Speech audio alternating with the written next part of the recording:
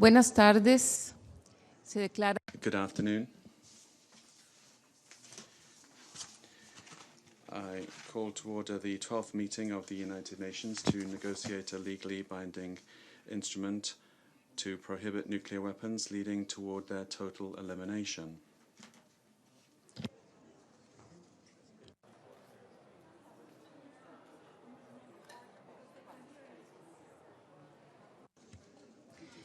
Les agradecemos a los participantes tomar sus respectivos.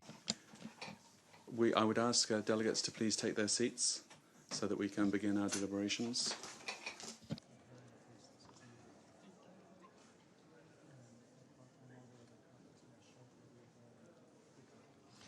La conferencia continuará ahora. The conference will now continue its examination of item 9 of the program of work. The read-through of the preamble. And I'd like to remind delegations that when you take the floor, please press the button on your microphone to request the microphone. And I'd also like to begin by thanking all delegation for their understanding this morning in our meeting. And I'd like to begin by I'd like to ask those at the back of the room to please take your seats, and that will help us to keep the noise down in the room. Thank you. So I was saying that I wanted to thank all delegations for your understanding this morning.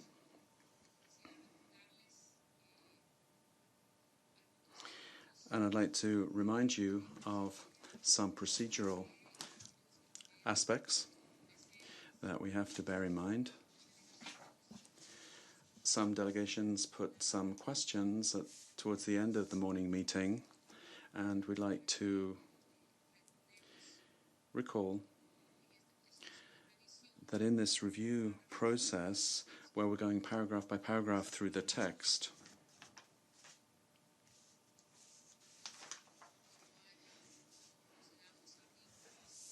when we open up a new section,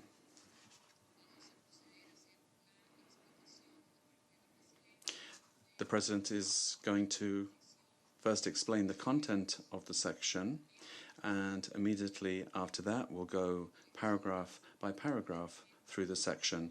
And of course, delegations will be able to make their initial interventions pertinent to that section. Their general interventions, and also the specific interventions relating to the paragraph under consideration.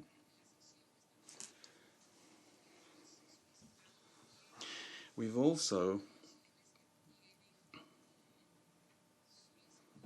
asked that delegations that have particular requests for new paragraphs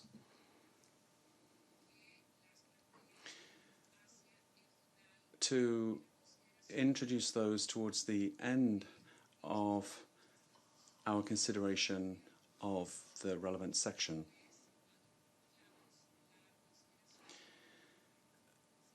So when I say that, I mean it's when we've considered the final paragraph of that section.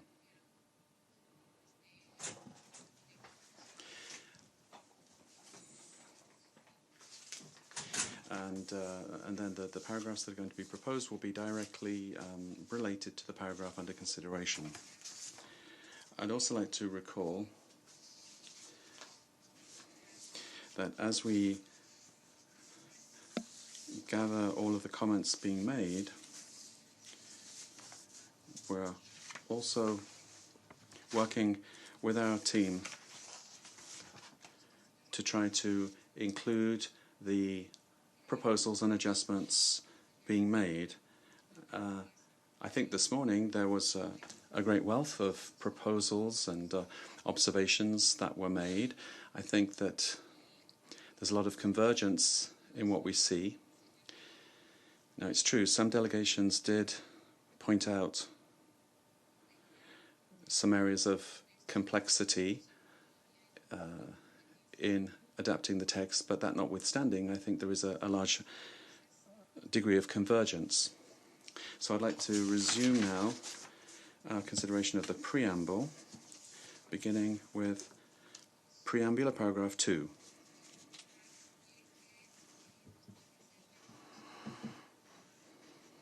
And after making the introduction in my mother tongue, I'll move into English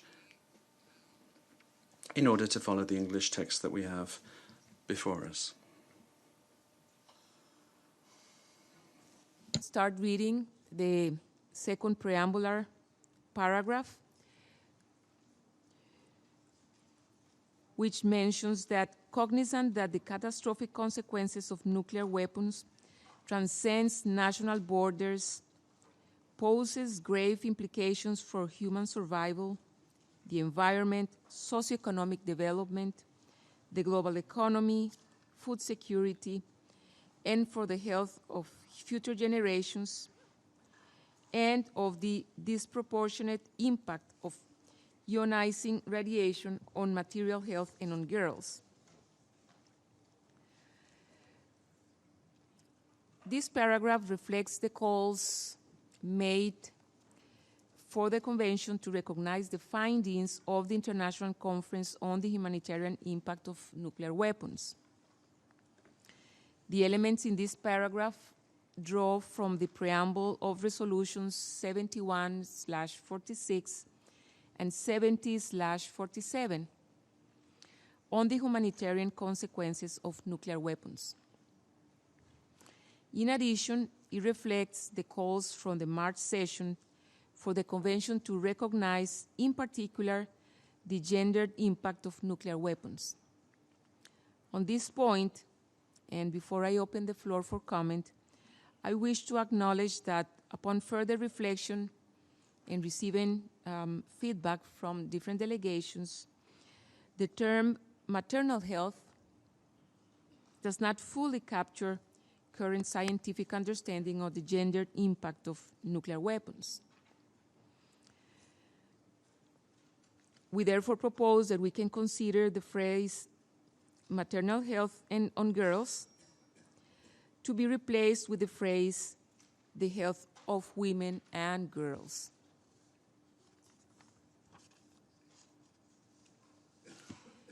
The end of the paragraph then would read as follows: and the disproportionate impact of ionizing radiation on the health of women and girls. Before opening the floor, I also wish to invite delegations to consider in their statements and comments the overall preamble and the overall content of the preamble, as some suggestions that are made for one specific paragraph sometimes are referred or are captured in following paragraphs, as was rightly noticed by some delegations in the morning. So I would like to invite all of you to make your comments on each of the paragraphs, but bearing in mind the whole document that we are analyzing.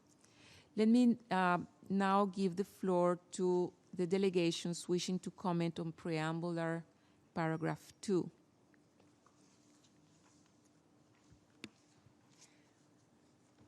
I see the delegation of Marshall Islands, followed by Ireland and Sweden.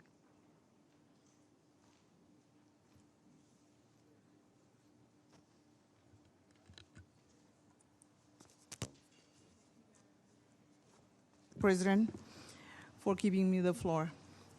Madam Chair, distinguished delegates, and friends, the Republic of the Marshall Islands recognizes the incredible progress which was achieved during the first round of negotiations. We further welcome the draft convention. Regarding the preamble, it introduces and sets out the vision of this treaty. It provides us with the directions to move forward towards the global goal of a world without nuclear weapons. In relation to our strong conviction about the significance of the preamble, we believe it is necessary for it to be included the following elements. First, the humanitarian impact of nuclear weapon use should be rightfully acknowledged as a fundamental underpinning of the instrument. This must be accomplished in a means which does not point finger nor erode whatever trust exists with nuclear-armed states. Focusing on the humanitarian impacts of nuclear weapon is not a pathway to vilifying any actor. Rather, it is about our collective judgment of how to deal with the inhumane and indiscriminate weapons. This should be done in a manner which points to something which should be plain and obvious to everyone in the room, that there are devastating human and environmental consequences resulting from the use of nuclear weapons. We have a moral obligation to our youngest and future generations. We should highlight the incredible risks faced every day that these weapons remain inexistent, and underscore that these risks must be reduced and ultimately eliminated and will remain as long as nuclear weapons exist. 2, include reference to the UNGA resolution on the ethical imperative for the nuclear weapon-free world, A/RES/71/55, which received the support of almost all states involved in the present negotiations. Specifically, we suggest that the state parties should indicate that they are convinced that, quote, nuclear weapons serve no legitimate purpose given their indiscriminate nature, inherent immorality, and potential to annihilate humanity and the planet as a whole, end of quote. Third, nuclear testing around the world has had and continues to have a disappropriate impact on indigenous communities, causing harm that can be considered widespread, long-term, and severe. Fourth and final, our experience should show how important it is for both terrestrial and marine environments to be considered when it comes to environmental remediation, and this should be mentioned in the preamble and in the operative part of the treaty. In light of our experience, it is our fervent hope that such weapon of mass destruction shall never again be tested or unleashed. Thank you, Madam President. Le agradezco a la distinguida delegación de... I thank the distinguished representative of the Marshall Islands. Ireland has the floor now.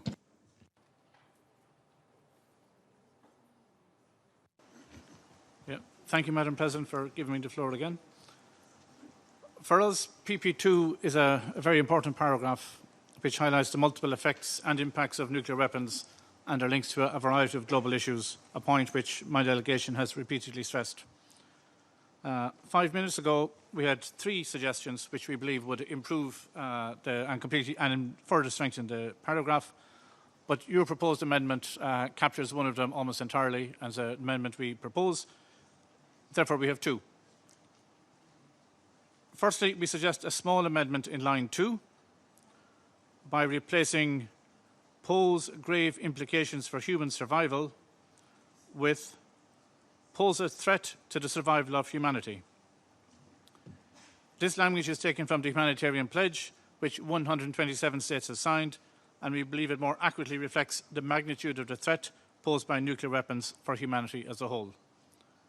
Therefore, with that amendment, the paragraph would read, cognizant that the catastrophic consequences of nuclear weapons transcend national borders, pose a threat to the survival of humanity, the environment, socio-economic development, the global economy, food security, and so on. Secondly, we suggest adding a reference at the end of the paragraph that would run on nicely from your proposed text on women's empowerment and participation in the field of peace and security. And this is in line with commitments we have all undertaken under Security Council Resolution 1325. The reference would come after women and girls and would read as follows, and of the need to promote the equal, full and effective participation of both women and men in the process of nuclear disarmament. may be some little conjunction needed there, but the paragraph would end, and of the disproportionate impact of nuclear weapons on the health of women and girls, and of the need to promote the equal, full and effective participation of both women and men in the process of nuclear disarmament. Thank you.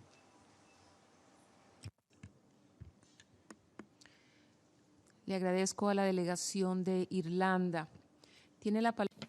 Thank you very much. I give the floor to Sweden, followed by Liechtenstein and Indonesia. Allow me first a couple of general remarks, since my delegation did not speak during the general segment. The first session of our negotiations was marked by seriousness and substance. There was also good interaction between member states and civil society. We hope that this session will be marked by the same features. Your draft for a convention shows that you and your team have listened carefully to views expressed during the first session, and the draft contains many elements that are likely to enjoy general agreement. And Sweden can support many elements of the first draft. But there are also areas where we see difficulties and room for improvement. We will present our suggestions in detail and propose amendments as we go through the draft during today and during the coming days. So you will probably hear from me several times during these days, and I ask you to bear with me during these interventions. Madam, if we manage in our joint endeavour to conclude our negotiations on a convention banning nuclear weapons on 7 July, which is possible, we will have taken an important step towards the elimination of nuclear weapons. We will also, as non-nuclear weapon state parties to the NPT, have contributed to the fulfillment of Article 6 in a way that is possible for us. We look forward to working with you and all other delegations on such a noble purpose. Now to preambular paragraph number 2.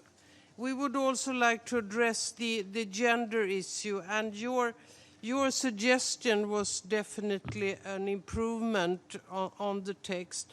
But we have a slightly different proposal, so we would like to delete the latter part of this paragraph, starting from "and of" until the end of that sentence, and replace them by 3 new paragraphs. I know that you said, Madam, that we should suggest new paragraphs at the end, but since this is a replacement, I will suggest them now. So the first would read, "Also cognizant of the disproportionate impact of ionization radiation on girls and women." Then, second new preambular paragraph, "Concerned by the low representation of women in multilateral disarmament forums." 3.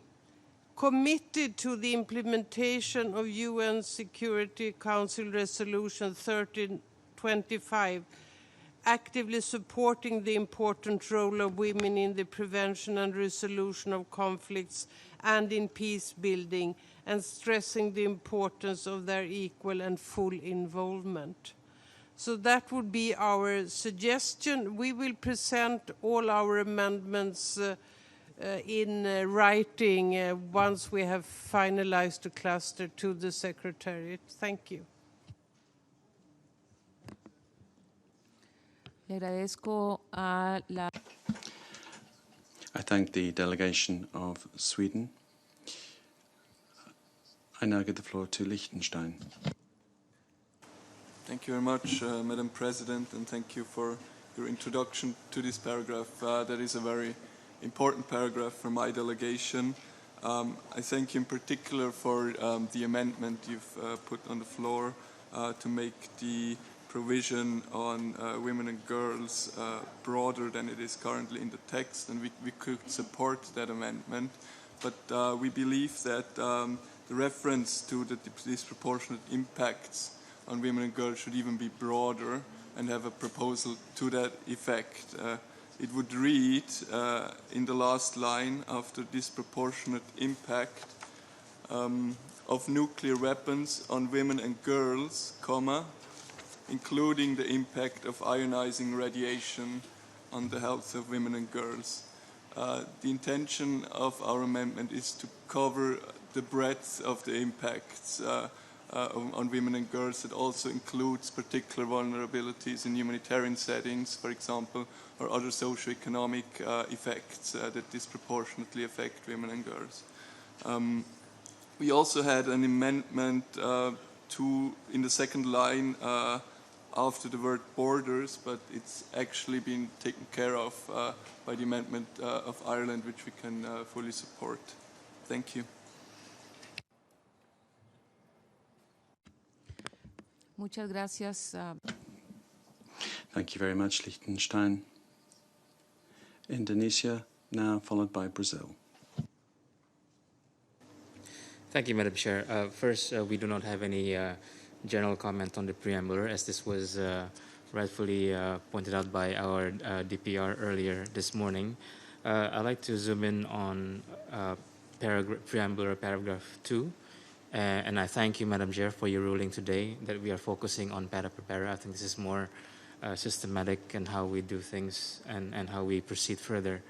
On preamble paragraph 2, we would like to support the proposal made by Ireland to add pose a threat to the survival of humanity to replace the current text in reference to human survival. We would also like to support your proposal to replace maternal health and on girls. And on this paragraph, as I had mentioned earlier this morning, we have a new language, not a new paragraph, a new language on this paragraph, which reinforces the lack of capacity by any nations in coping with nuclear weapons and the aftermath of the devastation of nuclear weapons. So this new words or language would begin right after nuclear weapons in the first sentence. So it would read as follows: cognizant that the catastrophic consequences of nuclear weapons exceeds any nation's medical and rehabilitational capacity, comma, and its effects transcends national borders, and so on and so forth. So that would be our proposal, Madam Chair, particularly on this preamble paragraph 2. I thank you.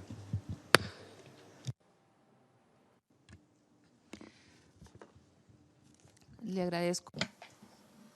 I thank the delegation of Indonesia. And I give the floor to Brazil, followed by Austria. Muchas gracias, señora presidenta. Thank you very much, Madam President. I'd like to support some of the proposals made so far on PP2. We would like to, first of all, support your own proposal to replace maternal health for women and girls, as we do believe that that strengthens the paragraph. We would also like to support the Irish proposals made previously, both at the beginning of paragraph related to changing the language for pose a threat to the survival of humanity, to put this paragraph more in line with the humanitarian pledge, as well as later on in the paragraph to include also a broader reference to the role of women in disarmament. So we believe that these are very helpful additions to a paragraph. We also will be more carefully studying other proposals that have been made so far, but we do believe that having a stronger emphasis on gender would benefit our preamble. I thank you. Muchas gracias. Thank you very much, Brazil. The delegation of Austria has the floor, followed by Egypt, Ecuador, and South Africa. President, and I also welcome the change that you yourself have proposed. as the first part comes from the humanitarian pledge, I think it's a good idea, as my Irish colleague proposed, to stick to the formulation. So to put here, to pose a threat to the survival of humanity might be more correct to a language which was accepted by 127 countries. Then in the following part, Austria is also among the delegations that would like to widen the scope, even so we are content with the version that you just have proposed, to talk about the need to promote the effective participation of women in nuclear disarmament. And we have heard the Swedish proposal, which goes into the same direction. So from our point of view, it might be also for the sake of not having too many preamble imperatives, perhaps a good way to follow the Irish proposal, which we would like to support. Thank you.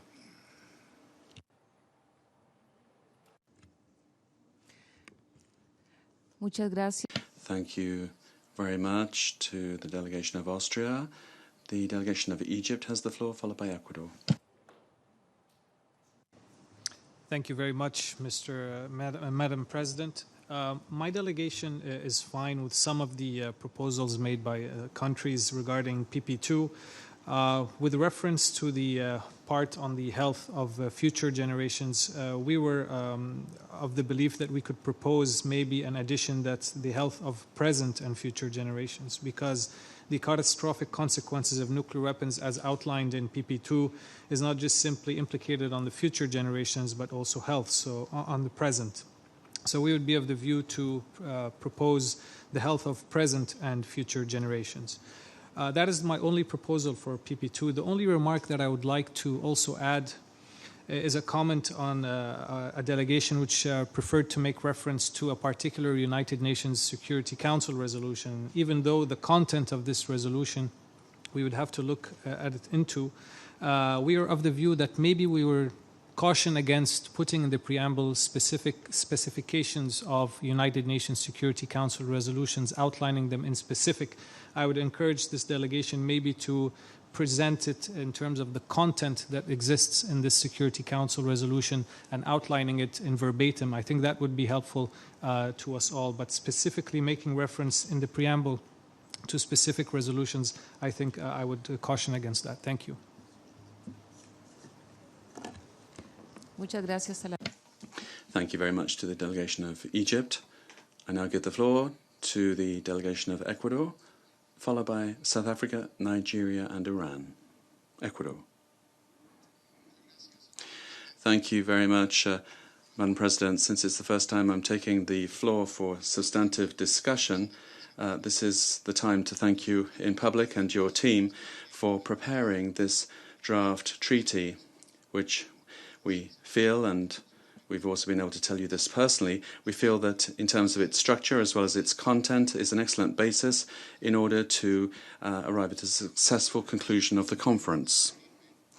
I must refer, Madam President, to the fact that in line with your request and the decision taken this morning by the conference, my delegation, which also has a lot to say about the future treaty, its importance and its content, abstained from making a general statement.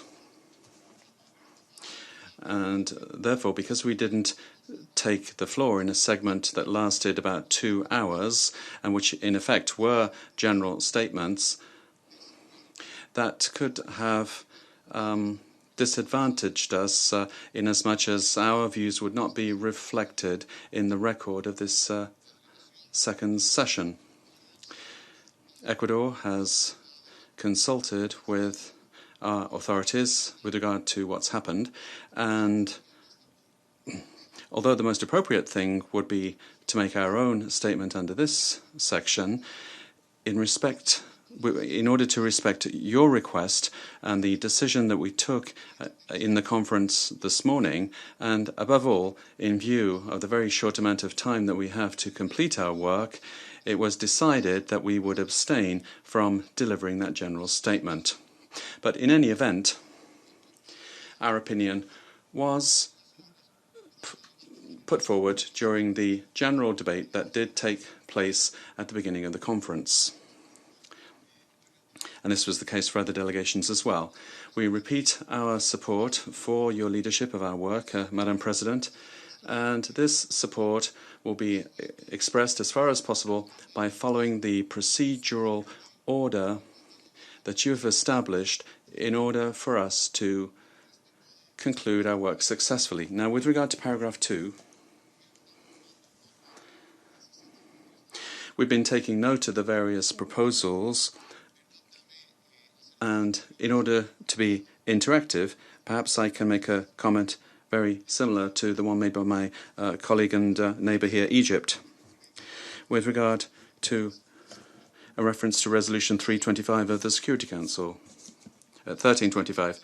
Now, certainly we could look at the content of it, and certainly Resolution 1325 of the Security Council is not the most appropriate instrument to be used here in reference to our treaty. But if we do want to refer to a document passed by another body, Resolution 7156 on disarmament would be appropriate. Not prevention of violence, which is more what 1325 deals with.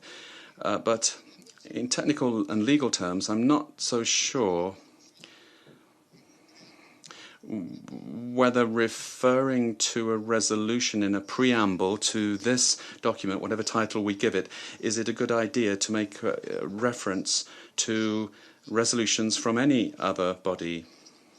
If there's an idea in those resolutions that is relevant and interesting, then we feel it would be better to include that text in the form of a paragraph. So, concluding this first substantive intervention of my delegation, we also have proposals for new preambular paragraphs related to this one, but once again, in line with your request, we will present those at the end of the cluster. Thank you.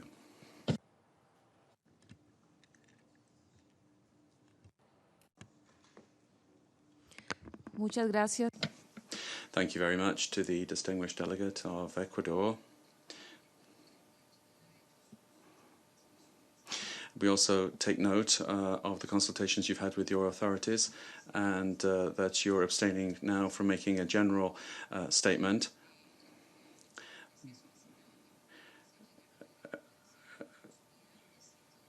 But as I said, you still are able to give us that statement so that we can put it on the website that we have. But thank you for your understanding. But I'm sure that both delegations can discuss the reference to the resolution with the Marshall Islands.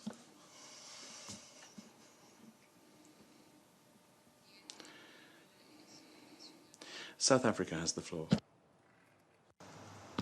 Thank you very much, Madam President. Good afternoon to you and good afternoon to colleagues. My delegation takes the floor to, first of all,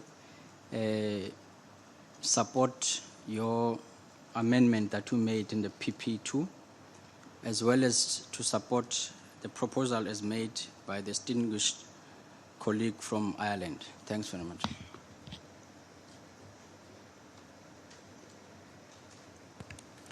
Le agradezco a la delegación de... I thank the delegation of South Africa. Nigeria has the floor, followed by Iran and Mexico. Thank you, Madam President. Our intervention at this stage is just to encourage you, because it appears your addition to that paragraph speaks to the issue, because we're not limited now. So if we direct the issue straight at women, then we know we're talking about women. So that is fine by us. And just as our dear colleague from South Africa said, regarding the proposal by Ireland, it's fine by us, particularly the latter part, which Madam President also agreed on to. I thank you.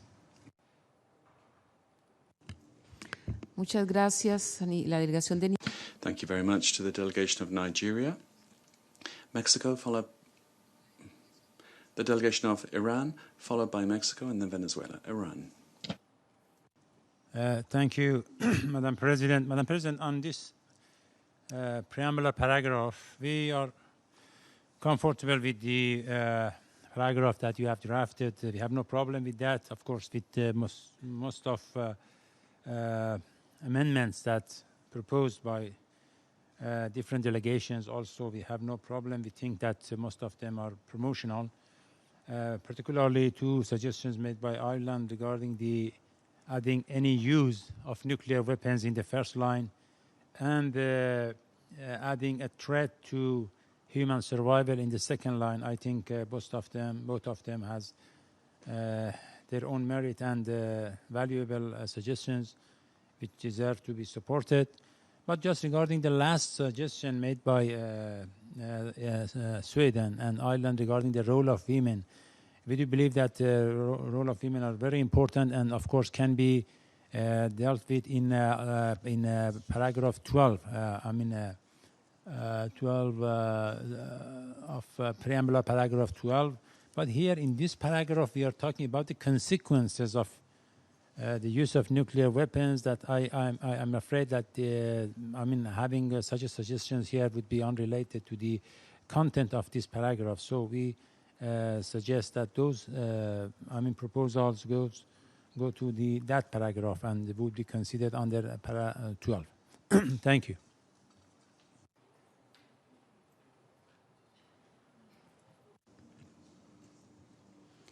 Le agradezco al distinguido. I thank the distinguished delegate of Iran. I give the floor to Mexico, followed by Venezuela, and then Mozambique. Thank you very much, Madam President. A brief intervention, first of all, to support the amendment that you put forward, and also to support the amendments put forward by Ireland and Egypt. Thank you very much. Muchas gracias a la delegación de México. Thank you, Mexico. I now give the floor to the delegation of Venezuela, followed by Mozambique.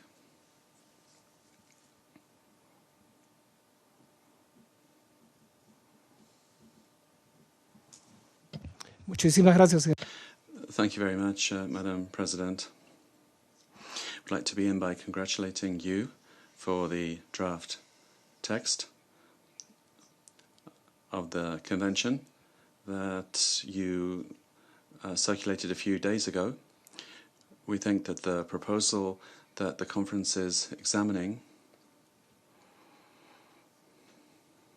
is very valuable for our delegation. It's a good basis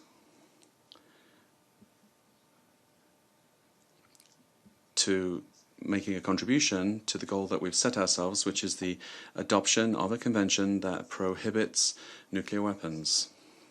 With regard to paragraph 2, preambular paragraph 2, that you were kind enough to introduce this afternoon, we can support the amendment that you read out. We also feel that the suggestions made by Ireland are fairly positive, and my delegation would also be in a position to accept them. However, we feel, as was pointed out by the distinguished representative of Egypt, that referring to Resolution 1325 would not be a good idea. It wouldn't be very appropriate, because it's not very usual in instruments of this nature to refer to Security Council resolutions. So once again, we thank you for introducing this text, and we're very glad to be here discussing it. Thank you. Le agradezco mucho, Venezuela. Thank you very much, Venezuela, for those kind words. Mozambique now has the floor. seguida de... Followed by Singapore. Madam President, taking the floor in order to just support your proposal. And I think that it is important that as far as possible we support the text of the President as presented, unless we have a very strong opinion, because we have many draft PPs that we have to deal with, and if we take so long in discussing each draft preamble paragraph, I don't think that time will be enough. So I would like to support very strongly your proposal. Secondly, I would like to echo what Egypt, Ecuador said, that to the extent possible we should avoid bringing into the text of the future treaty mention of a draft resolution or a resolution that has been adopted by the General Assembly or Security Council. Those resolutions should serve the purpose of justifying our position, not of bringing them into the future draft treaty or convention. So this is basically what I would like to say at this stage. Thank you very much. Muchas gracias, Mozambique. Thank you very much, Mozambique. Iran has the floor, followed by Singapore and Sweden. I'm sorry to ask the floor again, Madam President. Just for the sake of clarification, since this part, preambular part, doesn't have numbering, I made a mistake in calling the, paragraph, preambular paragraph 14. I said in paragraph 12, while I had to say 14. This is the first point. The second point, I would like to take advantage of this opportunity to say that regarding 1325 resolution, also I have the same views that has been mentioned by Ecuador and other friends. Thank you.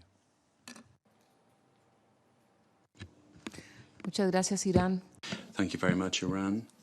Singapore has the floor, followed by Sweden. Thank you, Madam President. As this is the first time I'm taking the floor, Singapore would like to congratulate you on the assumption of the presidency of the conference and express our appreciation for your leadership thus far.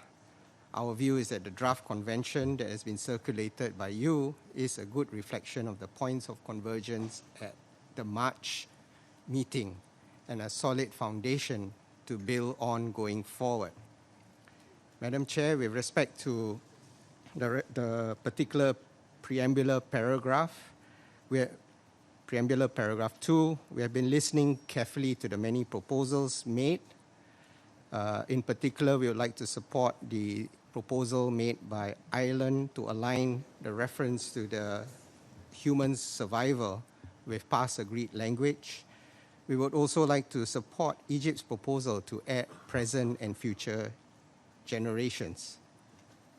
Madam Chair, if you permit me, we had refrained from making a general statement, but we would like to offer some brief comments on the preamble as a whole.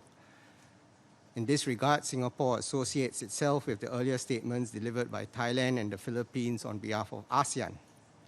Overall, we are pleased with the balance contained in the preamble, which contains elements we deem important, including the mention of the humanitarian consequences of nuclear weapons, the recognition of the suffering of the victims of the use and testing of nuclear weapons, as well as the recognition of the crucial importance of the Non-Proliferation Treaty.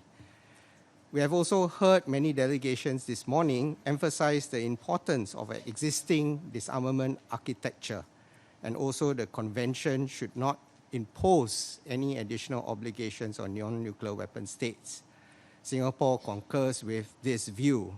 In this regard, we would like to suggest that we either strengthen the preambular paragraph 13 or we add another preambular paragraph which would stress our desire to work on a new convention that will complement and build on existing treaties, including the Non-Proliferation Treaty, the Comprehensive Test Ban Treaties, and other existing treaties concerning nuclear weapon-free zones, including the Southeast Asia Nuclear Weapon-Free Zone Treaty. This would, in our view, build upon the language in PP 13 and reinforce the compatibility between the Convention and the existing disarmament architecture. We will propose some language when we get to that paragraph or later at the end of the day. Process-wise, we would like to highlight that there may be interlinkages between paragraphs within the preambular section and between the preambular section and other sections. For example, as suggested by the distinguished representative of Malaysia earlier, the preambular section could potentially be useful as a section for compromise.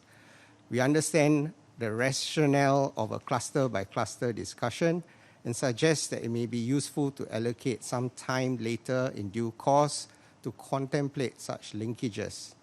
One other suggestion we have is that at the end of our discussion on a cluster, so preambular, our discussion on preambular section, perhaps it would be useful for the chair to circulate a complete list of the proposals as made during the discussion on that particular section. But we continue to stand guided by you, Madam President, and will work constructively with you to contribute to a successful outcome of the conference. I thank you, Madam President.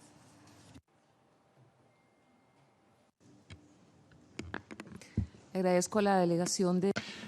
I thank the delegation of Singapore.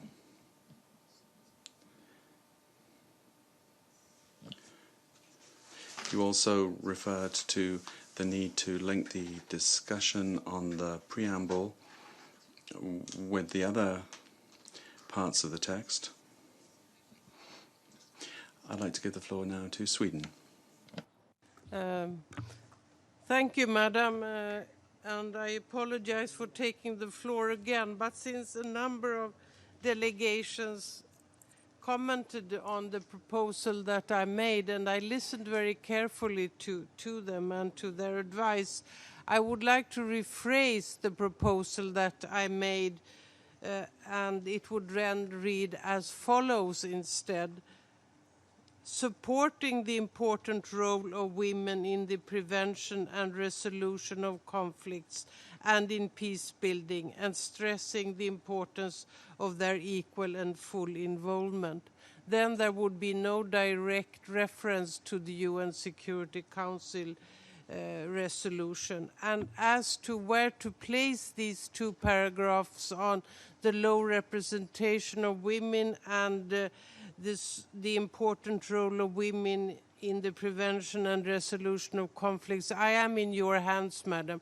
They do not necessarily have to be placed here. Thank you.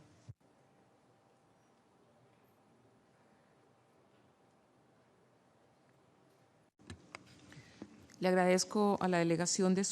I thank the delegation of Sweden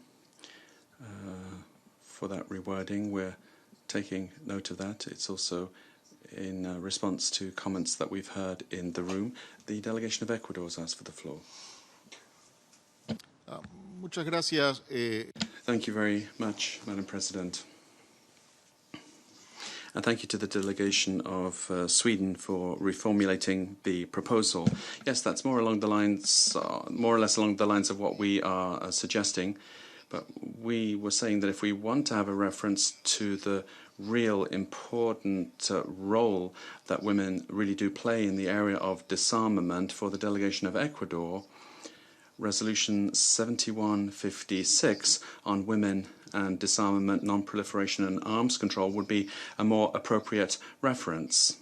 I'm not going to read it, but I just think it would be better, and it would also cover the idea that Sweden wants to introduce. For example, there is a preambular paragraph in 7156 that says of women in disarmament. That's what we are doing here. Non-proliferation, we are certainly aiding to that. In arms control, should be further developed, and in particular, they need to facilitate the participation and representation of women in policymaking, planning, and implementation process related to disarmament, non-proliferation, and arms control. Regreso al español. I'll go back to Spanish now. We feel that for the spirit and goal of this treaty, perhaps this is a discussion that we could have, namely that this resolution would be more appropriate, because obviously it's more relevant than Security Council Resolution 1325 that talks about prevention of conflict. Although really I'm not sure that this is exactly what we're dealing with. Thank you. Le agradezco a la... I thank the delegation of Ecuador,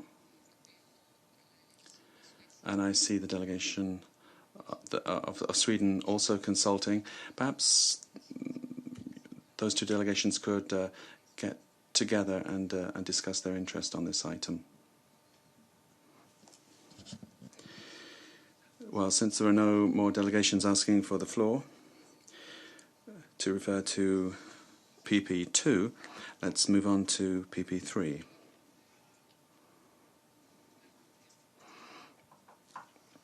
In the preamble.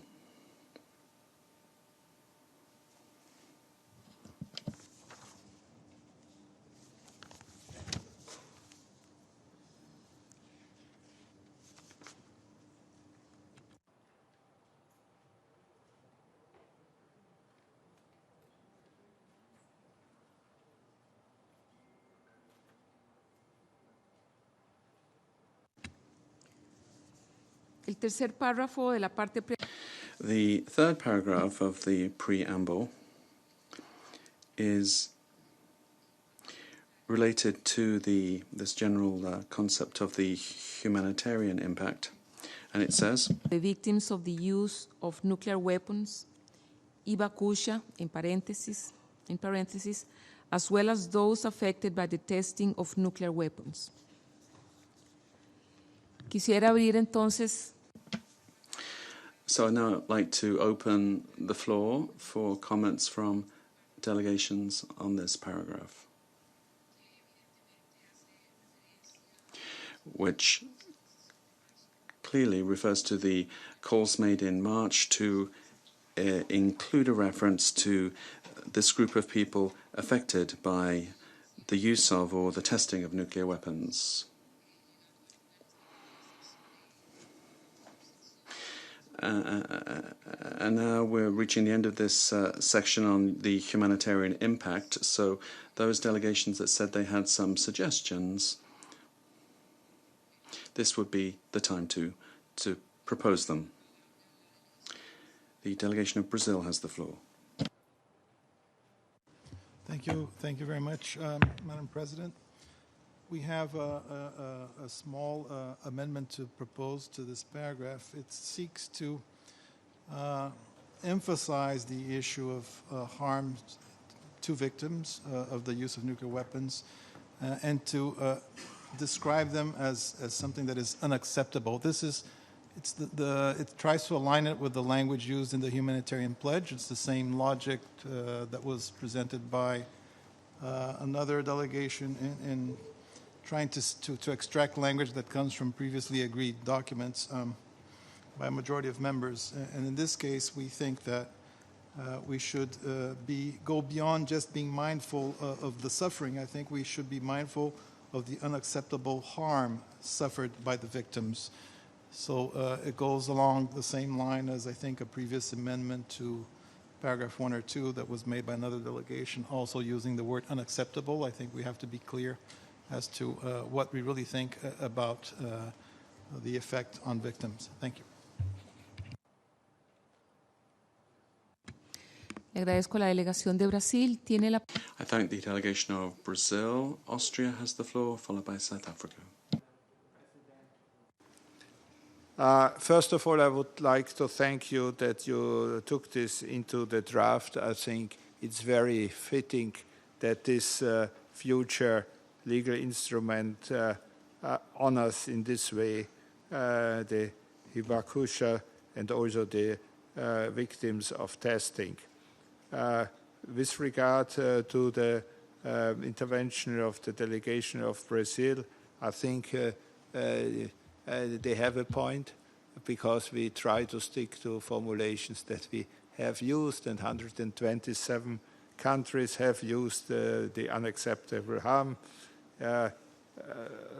It's not a big difference, I think, but it facilitates our work when we stick to broadly accepted formulations. At this point, I would like to offer an additional PP regarding the humanitarian consequences. And it comes also from the humanitarian pledge. And it deals with the risks associated with nuclear weapons, and the link to the security, which was mentioned by other delegations before. And it would read like this: emphasizing that the consequences of a nuclear weapon explosion and the risks associated with nuclear weapons concern the security of all humanity, and that all states share the responsibility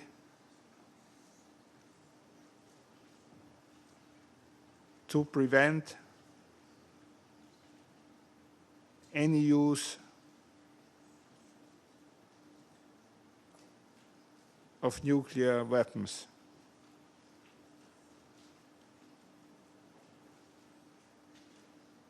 Of course, I will give it to you in written. Thank you, Madam President. Muchas gracias a la delegación de África. Thank you very much to the delegation of Austria. South Africa has the floor, followed by Nigeria and Ireland. Thank you, Madam President. Since we have come to the end of this humanitarian consequences cluster, we would like to place our proposal. But before that, we've listened to the distinguished delegate from Brazil and Austria and the proposal they've made. And just to say that my delegation fully supports the proposals as made. Coming now to our proposal, Madam President, during our intervention this morning, we highlighted two proposals that we will make. In this regard, it is the view of South Africa that the paragraphs of the preamble dealing with humanitarian impact and consequences need also to recognize the ethical and moral imperatives for a world free of nuclear weapons, as contained in various resolutions adopted by the General Assembly. Our proposals, we will send our proposal to the Secretariat, Madam President, but just for the benefit of us all, I'll just quickly quote, acknowledging the ethical imperatives for nuclear disarmament and the agency of achieving and maintaining a nuclear weapon-free world, which is a global public good of the highest order, serving both national and collective security interest. End quote. This is a proposal, Madam President, and we request that you consider it positively. We will send it to the Secretariat as soon as possible. We are, however, very flexible on where you place it within the humanitarian cluster. Thanks very much. Muchas gracias, Sudáfrica. Thank you very much, South Africa, Nigeria, followed by Ireland, Ecuador, and Ghana. Thank you, Madam President. You did say that we are getting to the end game of the paragraphs on humanitarian consequences.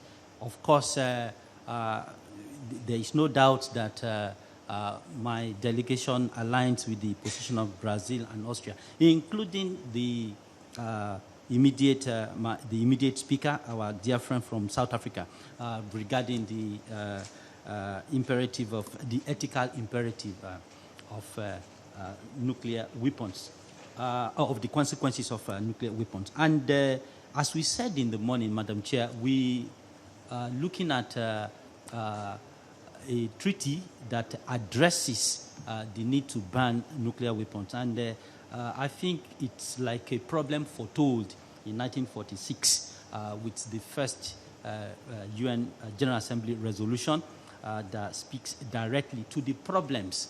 It says to establish a commission to deal with the problems raised by the discovery of atomic energy. It's like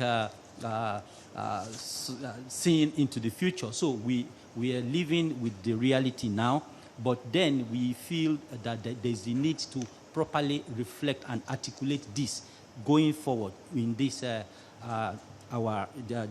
during the course of our negotiation here. But we feel that it's your call, Madam President, wherever you wish to reflect it and in whatever way, shape, or form. But we do believe that we cannot escape the fact that we need to go back to the past if we want to understand the future. I thank you, Madam Chair.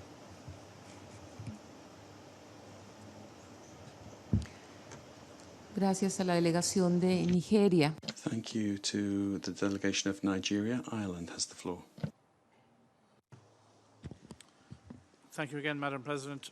I think we've heard a few proposals in the last few moments that really help to root the proposed treaty in a very solid basis. Maybe just to deal with the comments people have made serially, one by one, starting with the proposed amendment from Brazil. Ireland can support this proposal very much. It's a simple proposal, or simple amendment, and it also helps to contribute to the stigmatisation effect that we're hoping to achieve with this treaty. Turning then to the new material or the new proposals, I think a fundamentally important factor supporting the prohibition of nuclear weapons is the question of risk and the growing risk of a nuclear detonation, whether intentional, mistaken or accidental. So I think we very much agree on the need to insert a reference on this important element in the preamble and can certainly support the suggestion made by Austria. Coming to the other end of the hemisphere, to South Africa, I think again in making our case is what we're doing here in the preamble. We very much agree that a reference to the ethical and the moral dimension of weapons of mass destruction and the critical importance of nuclear disarmament for national security and collective security would be well placed. And again, Ireland can support the proposal from South Africa. And similarly, we've had a couple of references to resolutions from outside of our normal space. But I think the Nigerian proposal to reach back to the GA resolution has value, has validity, and we could certainly support the inclusion of a new paragraph that talks about previous resolutions where there's concern expressed at the grave humanitarian consequences of nuclear weapons. I think collectively all of these support the basic case that we're trying to make of the need for this treaty. And I think the exact wording we can worry about a little bit later, but I think those are important points to include. Thank you very much.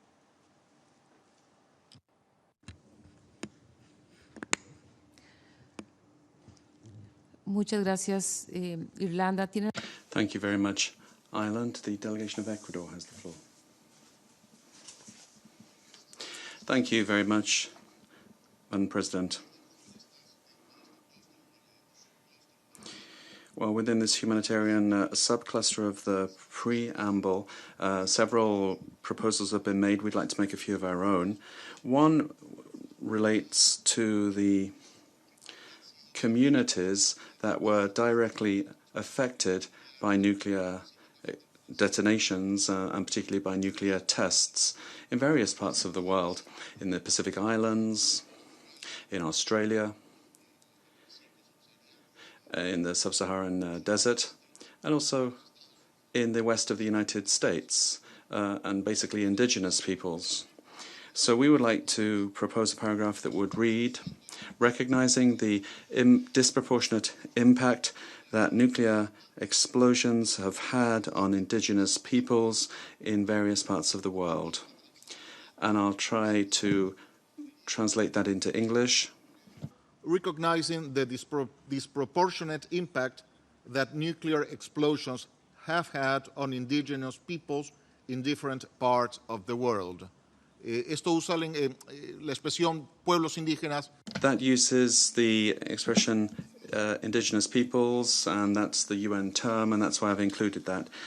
Then there's a second issue that's mentioned, and we certainly welcome this in paragraph 2, with regard to the impact on socio-economic development of nuclear weapons. However, we feel that this is very important and it should be given its own paragraph. And to this end, we would propose the following language. Recalling the negative impact that development and modernization of nuclear weapons has on socio-economic development. Once again, proposing my translation in English. Impact that the development and modernization of nuclear weapons has on socio-economic development. And sobre este punto, and on this point, Madam President, we should recall that before we were able to consider the humanitarian impact of nuclear weapons, there was a clear awareness on the socio-economic impact that the modernization of these weapons would have. And with your indulgence, I'd just like to quote something briefly from a declaration made more or less at the beginning of the arms race by Dwight Eisenhower, president at the time, on the 16th of April 1953, and I think it's known by many of us, but I recall it because it's important. That is made. Every warship launched, every rocket fired signifies, in the final sense, a theft from those who hunger and are not fed, those who are cold and are not clothed. This world in arms is not spending money alone.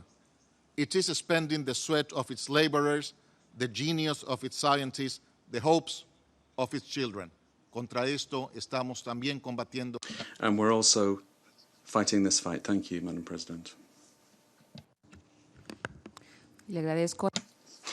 I thank the delegation of Ecuador for your proposals. We now have on the speakers list Ghana, Cuba, Nigeria, Mexico, and Sweden. The delegation of Ghana has the floor. Thank you, Madam President. Since this is the first time of taking the floor, Ghana wishes to assure you of our support. Madam President, the draft document before us, we believe, is a good basis for our discussions.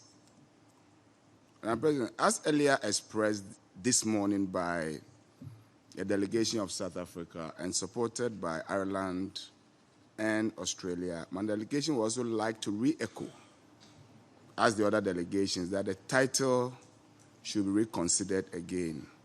Our view is that a draft treaty will be appropriate, since this instrument will be an agreement between state parties, instead of a convention which is more of normative in nature.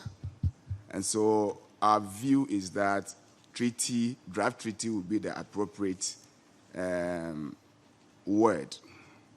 Also, regarding PP2, my delegation supports the submission by Ireland and the amendments made by your good self. Specifically, in line 2, we support the view that the rendition there poses grave implications for human survival should be changed to pose a threat to humanity, as proposed by Ireland.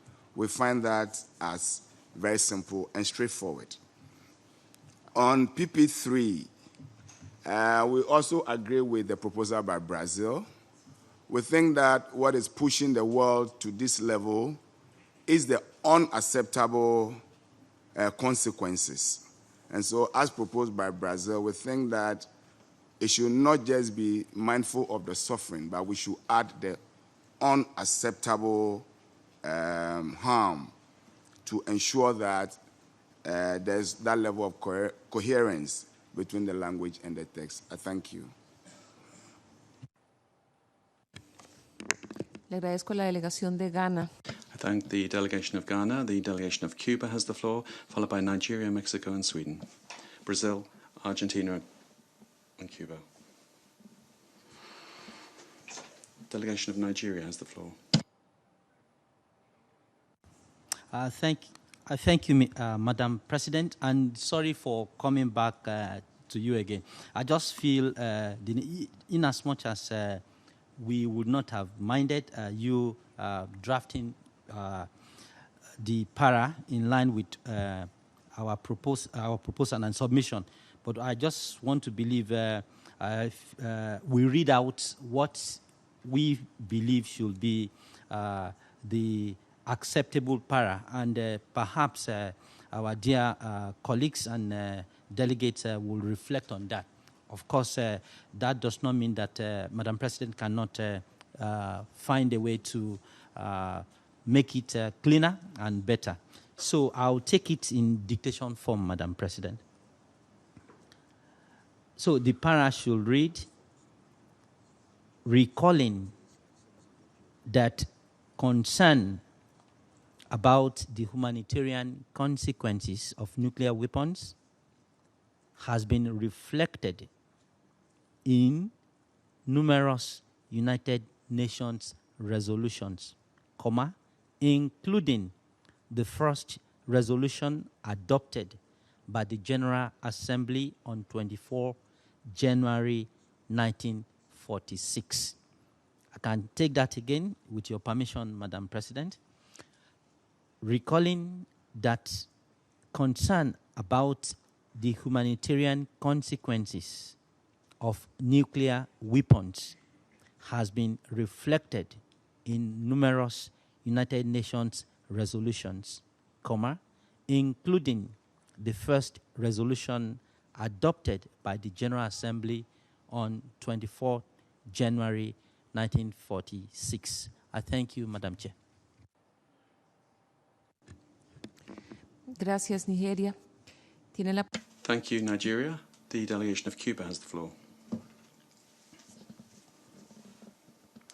Thank you very much, Madam President. With regard to preambular paragraph 3, Cuba can support this without any problems. We think it's an important paragraph, and here we would welcome and support the proposal put forward by Brazil, which we feel helps to improve this paragraph. And then we'd also like to express our agreement with the intervention just made by Ecuador, when they said that in their view, the socio-humanitarian impact, and I'd add financial impact, of nuclear programs should be dealt with in a separate paragraph of the preamble, given the great relevance of this matter. And we feel that the draft paragraph that Ecuador put forward is very good, and we could support it. However, we have our own proposal for a paragraph on that, which I will submit for consideration by delegations, and I'll read it out in English. It would be a new paragraph, PP3 bis.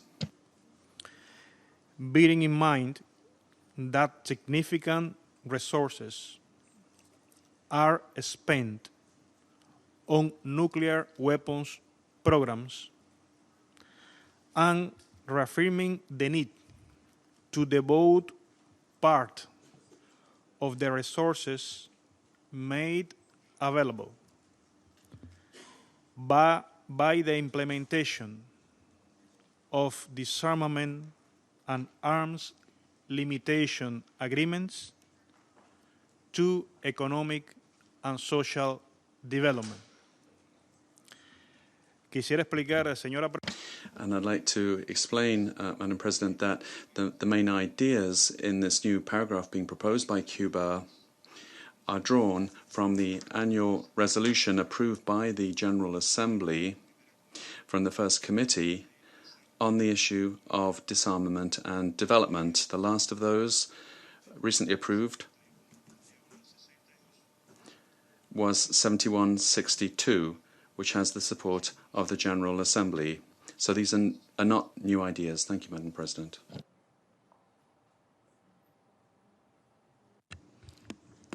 Muchas gracias, Cuba. Thank you very much, Cuba. Once again, please let the Secretariat have those proposals in writing. Mexico, Sweden, Brazil, Argentina, Austria, and Venezuela.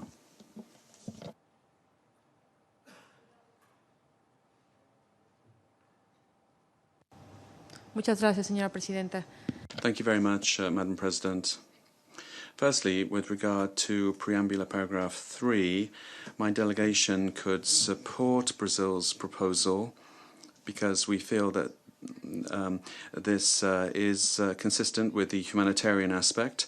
We could also support the proposal for a new paragraph with regard to the risks associated with nuclear weapons presented by Austria, and with regard to the South African paragraph on the ethical aspect imperative, and also Nigeria's proposal with regard to referring to the first General Assembly resolution in 1946. We could accept that, and we could also accept including a reference to the socio-economic impact on the development as presented by Ecuador and Cuba. Thank you. Thank you very much. Mexico. Sweden. We can support your proposal for PP3, but there were also many other sensible proposals made that we could support. But however, we have some difficulties with one of the proposals that were made, and that is on the ethical imperatives for a nuclear weapons-free world. I mean, this is a resolution that does not enjoy the consensus of the General Assembly, and in our view, it would be better if we could limit ourselves to resolutions that have been adopted by consensus. Thank you. Gracias, Suecia. Thank you, Sweden, Brazil, followed by Argentina, Austria, and Venezuela. Thank you very much, Madam President. Excuse me for taking the floor once more, but I think there were so many additional proposals after I spoke that I wish to express Brazil's support to practically all of them, I guess. The proposal by Austria on the issue of risks associated with nuclear weapons that concern security of all humanity and the shared responsibility of all states to prevent any use of nuclear weapons. Also, the one by Nigeria, which recalls the humanitarian consequences of nuclear weapon reflected in numerous UN resolutions, including the first adopted by the General Assembly. South Africa, contrary to the previous intervention, we could fully support that on the ethical and moral imperatives proposed by South Africa. We appreciate support for adding unacceptable harm, as was suggested by Brazil, but we also wish to make a brief reference to some of Ecuador's suggestion and Cuba. I think the issue of social economic development and disarmament is very relevant, and it has been developed on several occasions historically within the UN in different contexts, and I think it's a welcome proposition by Ecuador to have language on that. The Cuban proposal, I think, further elaborates on it. It speaks of diversion of resources made available by disarmament measures into for social and economic development, which I think it's obviously an extremely desirable thing to happen, an aspiration of all of the members of this organization. I think the relationship on the mentioning the disproportional impact on indigenous populations could have a bearing on this treaty as proposed by Ecuador. We have singled out other vulnerable populations as well, in particular women and girls, I think, on the ionizing radiation previously. The hibakushas, I think there's also the issue of testing having taken place on several areas of the world where there were very vulnerable indigenous populations that were affected without even perhaps having the full knowledge of what was happening to them. So I think there is a strong relationship and a strong basis for us to make a reference to that. And I also would have liked to support on the previous point Ecuador's suggestion that the Assembly Resolution 7156 from the First Committee is a better, perhaps, platform for recognizing the role of women on disarmament. So I didn't have a chance to support that one. I do it now. Thank you. Gracias, Brasil. Tiene la... Thank you. Brazil, Argentina, followed by Austria and Venezuela. Thank you, Madam President. Since it's the first time that my delegation is taking the floor, allow me to express the full support of Argentina to you and as you conduct the work of this conference. With regard to the draft convention, we feel it's a good basis for negotiations. I was going to refer to PP4 because we have a concern about this. We see it related to 2. I don't know if that's possible, or do you want to finish this cluster and then you want to go into 4? Oh, okay, thank you. Muchas gracias, Argentina. Thank you very much, Argentina. Austria, followed by Venezuela and the State of Palestine. President, indeed, we had so many good suggestions. So I want to support the South African one because the ethical dimension is very important. It's underlying our endeavor, and therefore we certainly need language on this, so we fully support this. With regard to the proposal by Nigeria, we think, as it is usual in preambular parts, to have a little bit this historic dimension, and so it adds to the value when we take in the Nigerian proposal. My delegation shares the interest that was expressed already this morning by Bangladesh, now by Ecuador, by Cuba, by Brazil, that among the preambular language we should also have a very clear mentioning of the negative impact that the nuclear weapons development, maintenance, and modernization has on social and economic development.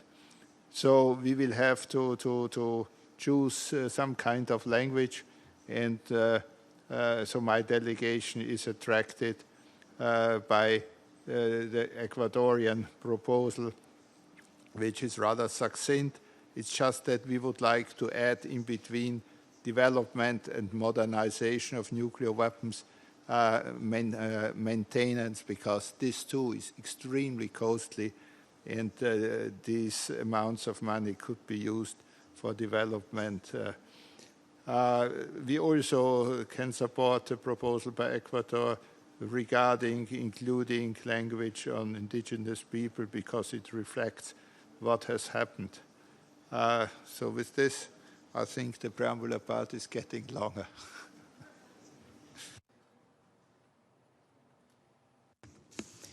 Gracias, Austria. Venezuela. Thank you, Austria, Venezuela, followed by the State of Palestine and South Africa.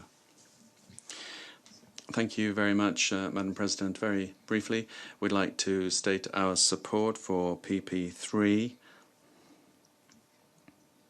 as well as the addition suggested by Brazil. With regard to the proposals made by Ecuador and Cuba. Venezuela fully supports them. We feel that they are extremely relevant, particularly the point related to the impact of nuclear tests on indigenous peoples, those historic tests that have been carried out. We feel that a recognition of this kind in the preamble would be extremely important. With regard to the socio-economic impact of the modernization of nuclear weapons and development of nuclear weapons, we feel that the Ecuadorian proposal, as well as the proposal of the distinguished ambassador of Cuba, are complementary, and so my delegation can support both of them. Thank you. Gracias, Venezuela. Thank you, Venezuela. State of Palestine, South Africa, and Ecuador. Thank you, Madam Chair. We also agree with these proposals that were made to add to the preamble, and we think that there are very important principles and language that is present in existing texts that reflect the consensus among the community of nations, either in previous conventions or in previous resolutions. We had mentioned Resolution 7158, some had mentioned Resolution 71258. We spoke of other treaties, and maybe in the course of the discussion we're having, the last preambular paragraph of the NPT contains two important ideas. One that is not to be still addressed here, which is the threat or use of force against territorial integrity or political independence. But the second idea is related to diversion of economic and human resources to armament and trying to limit that diversion. So we have also these principles reflected elsewhere, and that is helpful for us when we proceed. Thank you.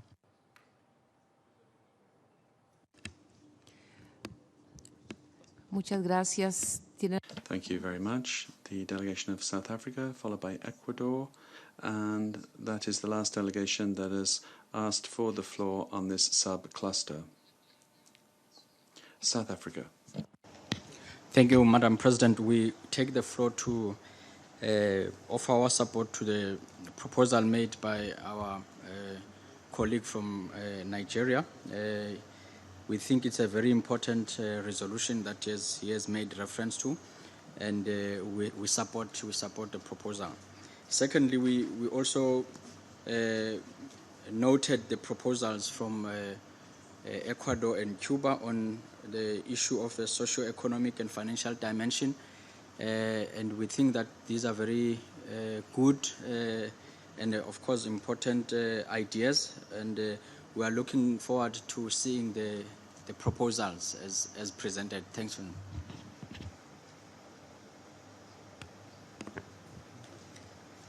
Gracias, Sudáfrica. Tiene la palabra. Thank you, South Africa. The delegation of Ecuador has the floor.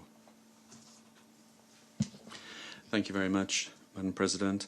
Very briefly, and of course, many thanks to the distinguished ambassador of Cuba for his proposal with regard to disarmament and development, and it also goes back to the first session that used that kind of language. That's important.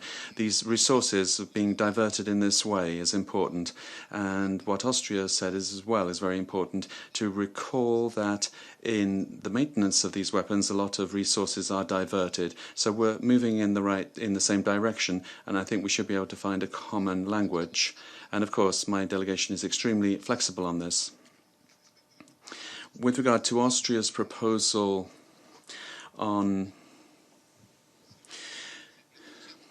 the ethical impact or impacts, my delegation had a specific proposal on that. So, of course, we do support South Africa's proposal, and we'll need to see whether it's exactly the same text. I don't think it is, but we'll need to take a closer look at it. And if I may, I'd like to read out our proposal. It's a little long, but it's taken from paragraphs H and I of Resolution 7175, and I'll read it out, and I won't translate it this time. It would say, recognizing that the use of nuclear weapons, irrespective of their cause, is incompatible with the requirements of international humanitarian law or international law, the laws of morality or the dictates of public conscience, given their indiscriminate nature and the possibility that their use could lead to the annihilation of mankind, these arms are inherently immoral.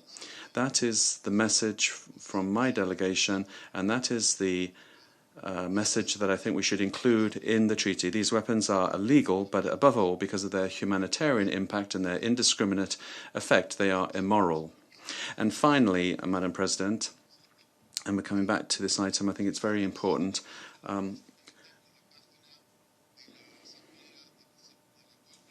I've been looking at the current session of the General Assembly, and Resolution 7156 was adopted without a vote in the General Assembly, so by consensus. The resolution as a whole, and that's important.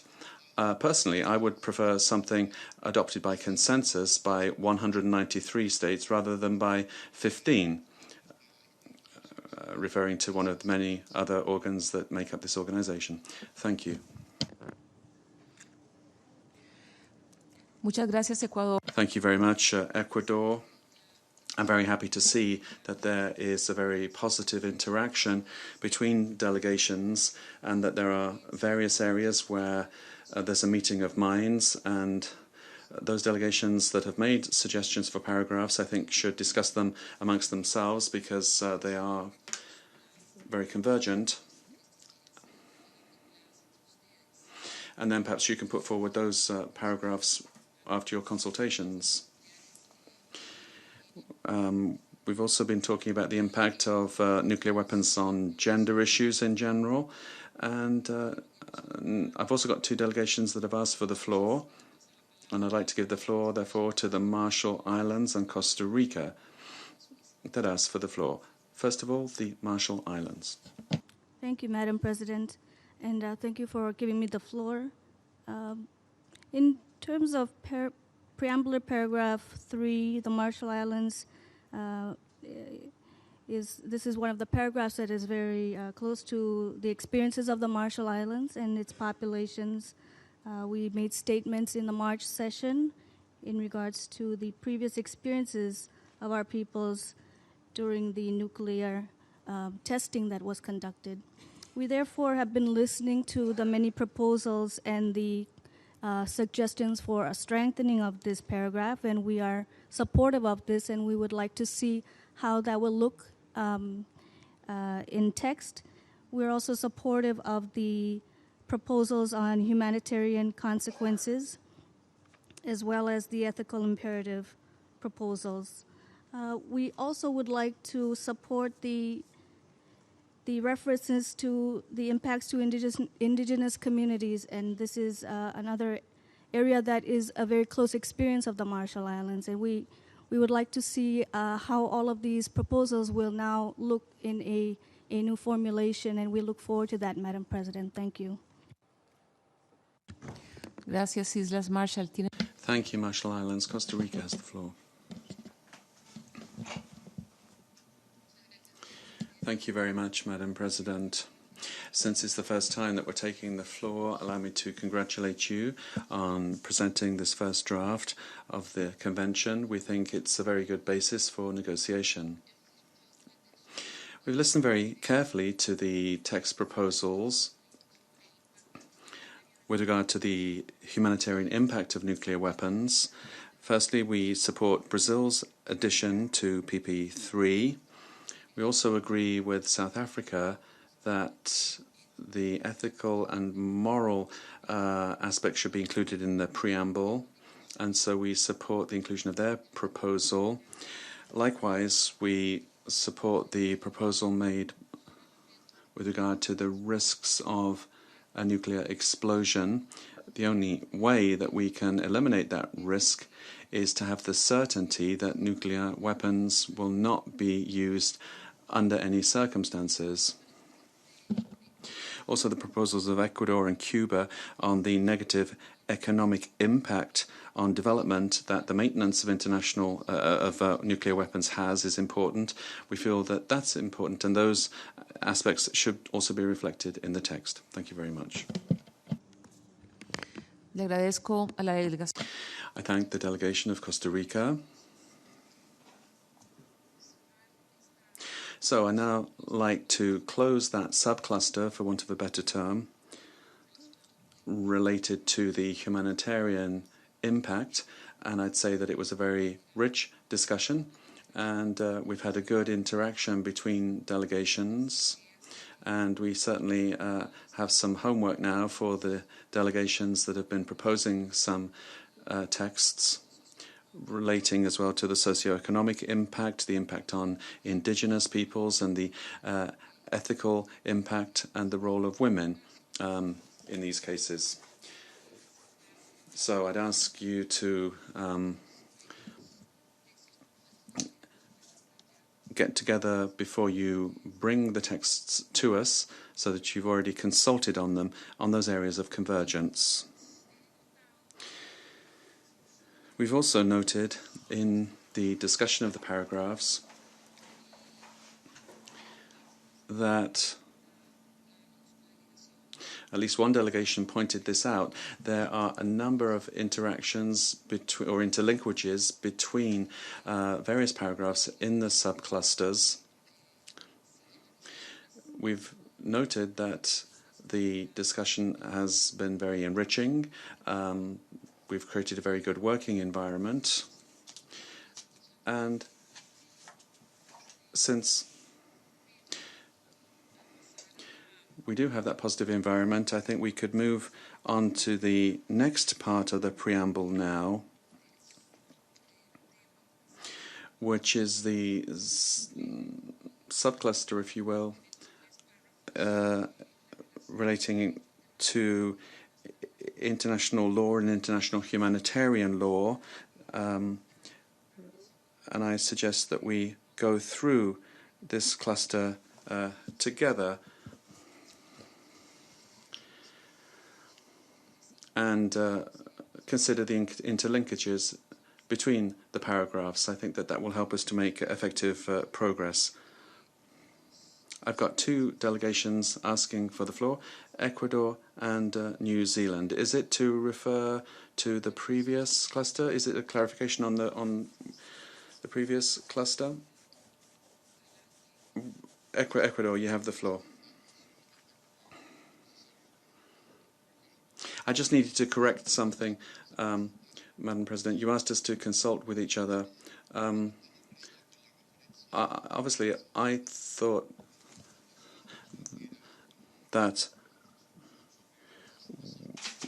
we had accepted the reference to the disarmament resolution and the ethical imperatives, but I'd like to clarify that first of all, and I'm sorry if that led to some confusion. But on the other hand, we've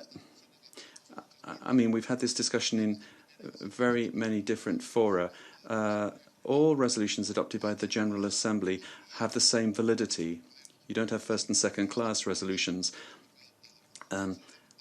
Unfortunately, the resolution that led to this conference was not adopted by consensus, but here we all are and we're still discussing it.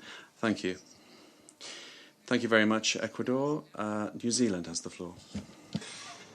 Thank you, Madam President. No, I had just assumed that you were opening the floor for comments on the IHL cluster, so I was very determined not to miss my opportunity.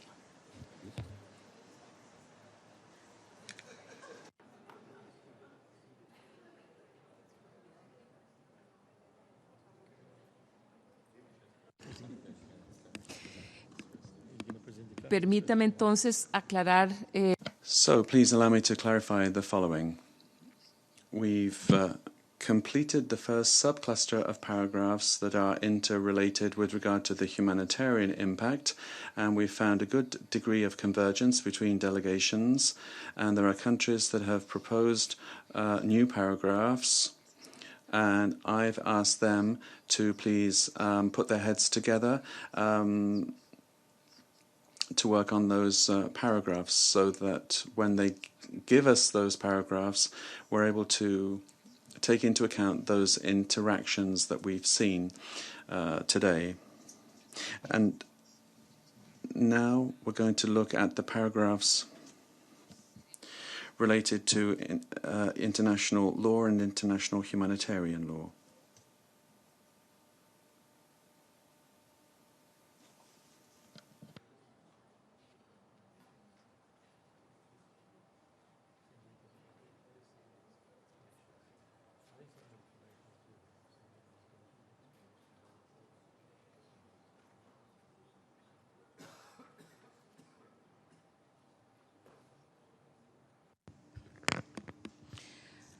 Also, in terms of this mechanic that I am proposing to expedite our discussion and to take advantage of the good atmosphere, let me then go to some brief explanations on the paragraphs. I'm not going to read the paragraphs because you already have them before you and you have already studied them. Let me mention then the paragraph 4.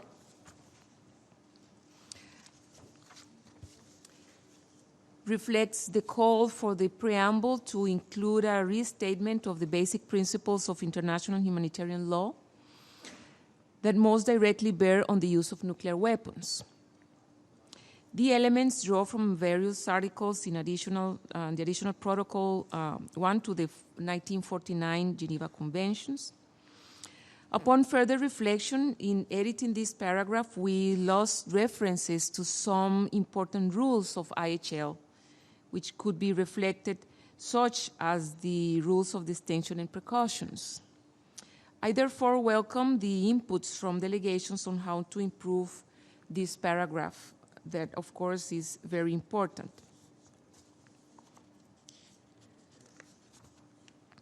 In terms of paragraph 5, this paragraph reflects the strong desire for the Convention to reflect a strong prohibition of nuclear weapons and to ground such a prohibition firmly in international humanitarian law.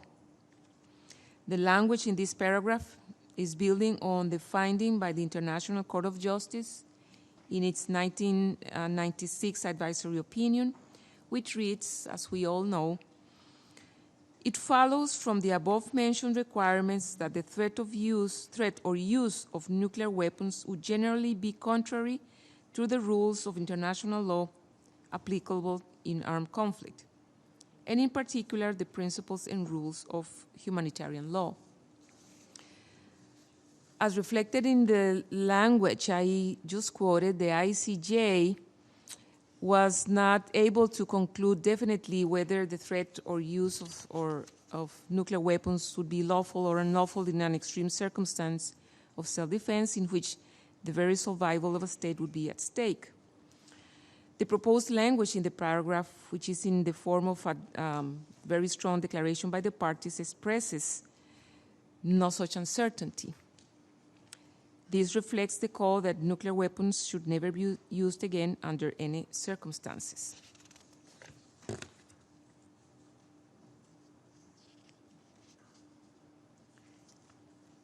Regarding Article 6,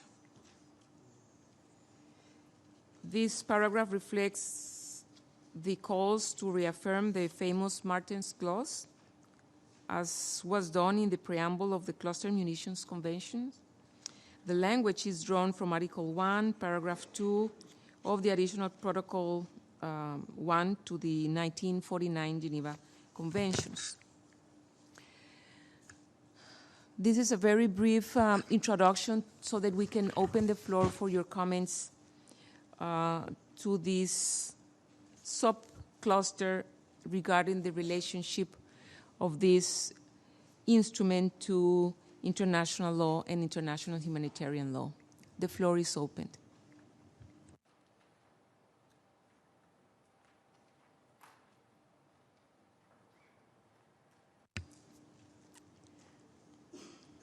Ahora sí, embajadora Hige, tiene usted la palabra para Ambassador Hige, you now have the floor to refer to the cluster on international humanitarian law, followed by Argentina and Liechtenstein. Thank you very much, Madam President.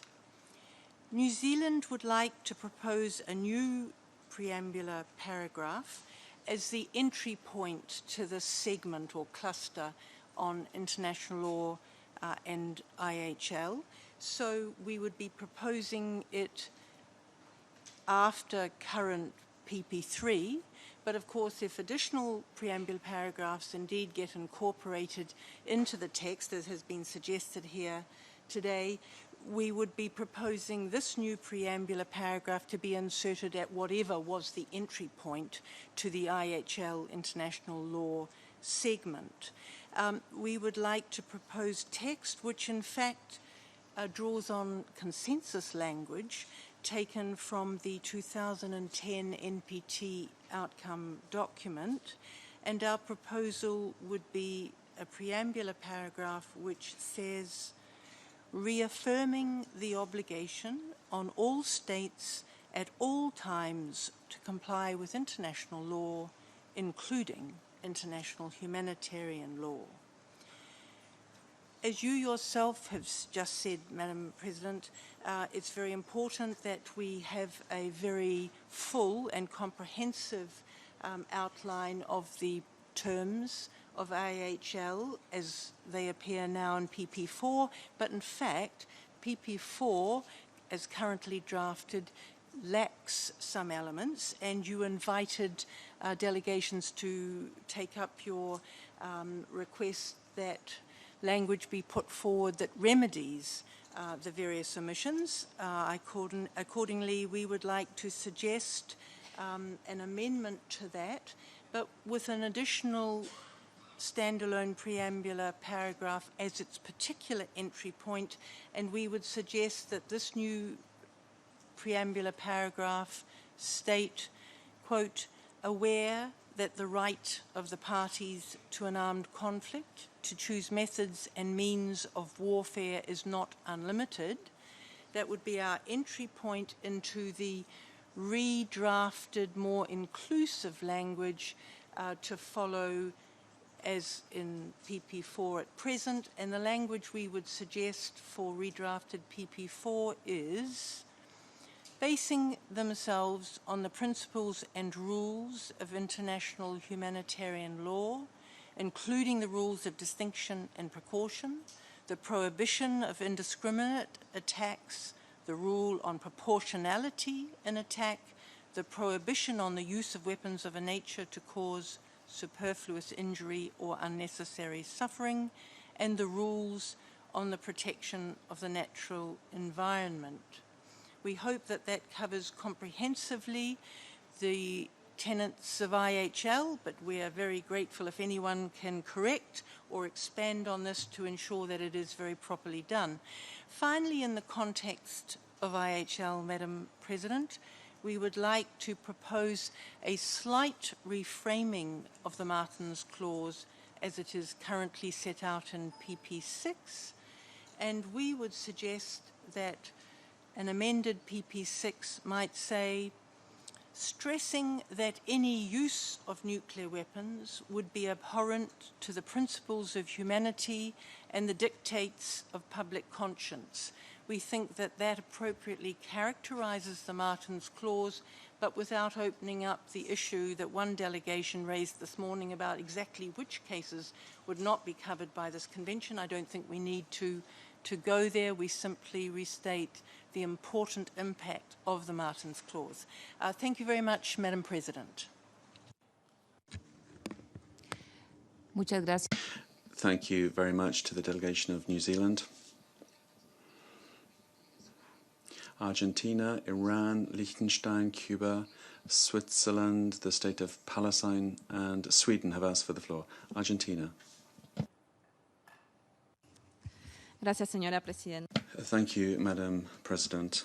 On preambular paragraph 4, Argentina welcomes the additional protocol of the Geneva Conventions being referred to. But as we said in our previous statement, we feel there's a direct relationship here with PP2. And that's why our suggestion was to end the paragraph after unlimited.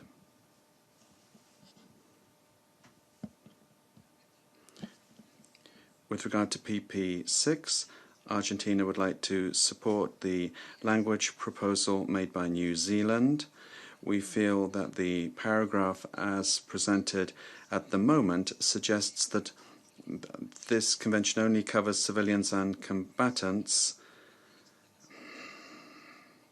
and refers to customary law, but it leaves out the fact that there are other positive instruments that can protect individuals and therefore removes importance from them. So I think that the proposal that New Zealand just has covers that concern that we have. Thank you. Thank you, Argentina. The delegation of Iran. I'm sorry, Madam President. Madam President, on preamble paragraph 5, to make it more consistent with the ICJ advisory opinion, as you read it out rightly, and with the Article 2.4 of the Charter of the United Nations, I would like to suggest to add or threat of use of nuclear weapons after the use, because it is a fact that during last decades, nuclear weapons have been used, twice, but for several times we have had the threat of use of nuclear weapons that has its own consequences, you know, very well. So this is the first suggestion that I would like to make. The second one is regarding to add a paragraph after 6 as 6 bis. The wording that I'm going to suggest has been gotten from resolutions of the General Assembly, which have been adopted in 1961, 1978, 1980, and 1981. It says that declaring after 6, we can have it as 6 bis, declaring also that the use of nuclear weapons is a crime against humanity, contrary to the spirit, letters, and aims of the United Nations, and should therefore be prohibited, pending the total elimination of all nuclear weapons. These are two suggestions that I wanted to make on this subsection. Thank you, Madam President. Muchas gracias, Iran. Thank you very much, Iran. Liechtenstein has the floor. Thank you very much, Madam President. On preamble paragraph 4, I was also going to propose a more comprehensive listing of the rules and principles under IHL, beginning after the term in the first line, international humanitarian law. I noted that the ambassador of New Zealand has also proposed a list of rules and principles, and I have not completely taken note of all of them, but for the sake of certainty, I would just repeat my proposal. I think it's the same as the one of New Zealand. I would include, after rules of international humanitarian law, in particular the rule of distinction, the prohibition of indiscriminate attacks, the rule on proportionality in attack, prohibition on the use of weapons of a nature to cause superfluous injury or unnecessary suffering, and the rules on the protection of the natural environment. This would cover the element on the natural environment that is already present in the preamble paragraph here, but would be more comprehensive, and that is very useful for the purpose of this preamble part of the convention or the treaty. In addition, we would have a preference to begin the paragraph with the word reaffirming. With regard to the other proposals put to the floor, we are certainly very supportive to have a more general reference to obligations under international law, and we would therefore very much support what has been proposed by the delegation of New Zealand with their first paragraph, the introductory paragraph to this humanitarian law subcluster. We're certainly also amenable to have a legally more appropriate formulation of the Martens Clause. I believe the proposal of New Zealand is a good one in that regard, and we would also support that one. Thank you. Gracias, Liechtenstein. Tiene la palabra. Thank you, Liechtenstein. The delegation of Cuba has the floor. Thank you very much, Madam President. With regard to PP4, like other delegations, we feel it's an important paragraph. It contains some very relevant items, but as it's worded at the moment, it's not a balanced paragraph. Let's not forget either that it's an incomplete text, because on the one hand, reference is made to a principle of international humanitarian law. Here, the principle relating to the limited capacities that states have to choose the means of warfare. But on the other hand, no reference is made to other principles of international humanitarian law, which in Cuba's opinion are also relevant in the context of nuclear weapons. So, Madam President, our preference would be to complete this paragraph by referring to these other principles. And we'd have to include, of course, the principle of distinction between civilians and combatants, the principle of proportionality, the need to avoid superfluous damage or unnecessary suffering. Another variant would be to not list all of the principles and find some other way of referring to this. My delegation could certainly be flexible as to how we find a compromise with regard to this paragraph. Then, with regard to PP5, I'd like to support the proposal made by the distinguished ambassador of Iran, namely to add to this paragraph an explicit reference to the threat of the use of nuclear weapons. And finally, we also support the idea expressed by other delegations with the need to add a new paragraph to this subcluster, through which we would reaffirm that all member states at all times must comply with the applicable international law, including international humanitarian law. Thank you very much, Madam President. Thank you very much to the delegation of Cuba, the delegation of Switzerland, followed by Palestine, Sweden, Mozambique, Indonesia, and Austria, ICRC, Malaysia, Brazil, ICRC. Madam President, with regard to PP4, we would see clear need to be more specific with regard to fundamental IHL principles, in particular regarding distinction, precaution and proportionality. And there we would like to support New Zealand's and Liechtenstein's proposal. However, one principle, I think one crucial principle is still missing, and we think we should add the principle that the right of the parties to an armed conflict to choose methods and means of warfare is not unlimited. With regard to PP5, if, as stated this morning, the preamble sets the foundation for the treaty by stating where we come from and where we want to go with this treaty, the paragraph requires further reflection and should be revisited. PP5 contains language which is not generally agreed and not commonly being used. And there I would like to open a parenthesis. We've heard it several times this afternoon, and we would like to support the principle that we should build our work here on consensus language.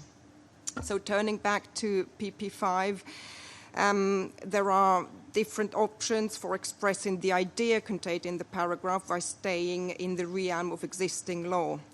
So state parties could, for instance, underline that any weapon that does not meet the requirements of IHL shall never be used, or express their concern that nuclear weapons could not be used in compliance with international humanitarian law. Thank you very much, Madam President. Muchas gracias. Thank you to Switzerland. I now give the floor to the State of Palestine. It's going to be a short intervention because all the important things have been said. It is mainly to agree, especially after the intervention of New Zealand. This is an extremely easy intervention. We support an introductory paragraph of a more general nature. We agree with a more specific list of the main and key principles of IHL that are at stake, including, when we speak of the principle of distinction, its corollary of protection of civilians. This is also in line with the ICRC recommendations that we received on the draft. We also agree with the rephrasing of the Martens Clause that is closer to what we are used to. We also agree with adding the threat, not only the use of nuclear weapons, and we agree with an earlier suggestion by South Africa during the general comments on referring to the UN Charter and the calling on states to refrain from the threat or use of force against the territorial integrity and political independence of states. And we also agree with the last suggestions by Switzerland on the incompatibility of the use of nuclear weapons with IHL and the language. Well, we are flexible to look at language on the matter.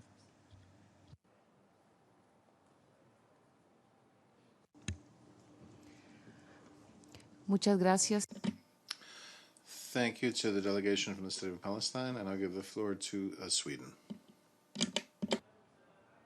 Proposals concerning PP4, but instead of presenting them, I would like to support the proposal made by New Zealand as well as Switzerland.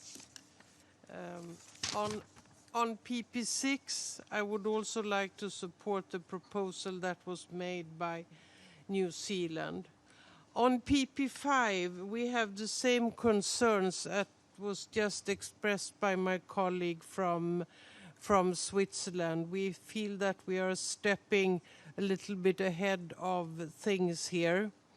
And so we would propose that we delete PP5, and instead I would like to propose the following paragraph as PP5, reading, noting that the use of nuclear weapons would generally be contrary to the rules of international law applicable in armed conflict, and in particular the principles and rules of humanitarian law. We feel that this would more accurately present the situation of international law and international and humanitarian law as it stands today. And we will present this, of course, in writing to you. Thank you. Muchas gracias a la delegación de Suecia. Thank you very much to the delegation of Sweden. Mozambique now, followed by Indonesia, Austria, ICRC, Malaysia. Thank you, Madam President. My intervention will be very short, and it is in support of the distinguished ambassador of New Zealand, namely when she enumerates exhaustively the principles of IHL, and also in the clarification on the drafting of Martens Clause. We are ready to see the text in written form, but fundamentally we wanted to support that approach, which was also supported by many other delegations. Thank you. Muchas gracias. Thank you very much to the delegation of Mozambique. Indonesia has the floor. Thank you, Madam President. First of all, I'd like to echo and support what was mentioned by the distinguished ambassador of New Zealand, to have a clear and concise introductory paragraph related to international humanitarian law. In addition, we would also like to subscribe to the point made by the distinguished ambassador of Cuba, which states that we need to be balanced in terms of reflecting and naming all the international human rights elements and laws. I would leave that to you in terms of how you formulate that, but we would like to emphasize that there needs to be a balanced approach and a balanced reference to all existing international laws. Madam President, on preambular paragraph 5, we would like to support the additional language proposed by the distinguished ambassador of Iran, namely on the threat of use of nuclear weapons. On that same paragraph, we would like to replace the word would be contrary, and we would like to replace that with would constitute a grave breach. I repeat, would constitute a grave breach. We like to make reference on this language under Article 85.3b of the 1977 Additional Protocol 1, which states that launching an indiscriminate attack affecting the civilian population or civilian objects in the knowledge that such attack will cause excessive loss of life, injury to civilians, or damage to civilian objects as defined in Article 57, paragraph 2, is a grave breach. So I would repeat again, the language replacing would be contrary would constitute a grave breach, consistent with Article 85.3b of the 1977 Additional Protocol 1. The last point, Madam President, is I would also like to support the new paragraph proposed by Iran as reflected and as was mentioned to be incorporated under paragraph 6 bis. I thank you. Muchas gracias a la Thank you very much to the delegation of Indonesia. Austria now, followed by ICRC, Malaysia, Brazil, Venezuela, Egypt, Kazakhstan, and Nigeria. Thank you, Madam President. I want to be very short this time. We fully support all three proposals presented by New Zealand. Thank you. Gracias. Tiene la palabra. Thank you. The International Committee of the Red Cross has the floor. Well, thank you, Madam President. Although we didn't speak earlier, I'd just like to start by acknowledging your efforts and certainly expressing our appreciation for the draft you've presented us with and the efforts of your team. We find that the draft convention provides a solid foundation for achieving the prohibition of nuclear weapons and advancing towards their eventual elimination.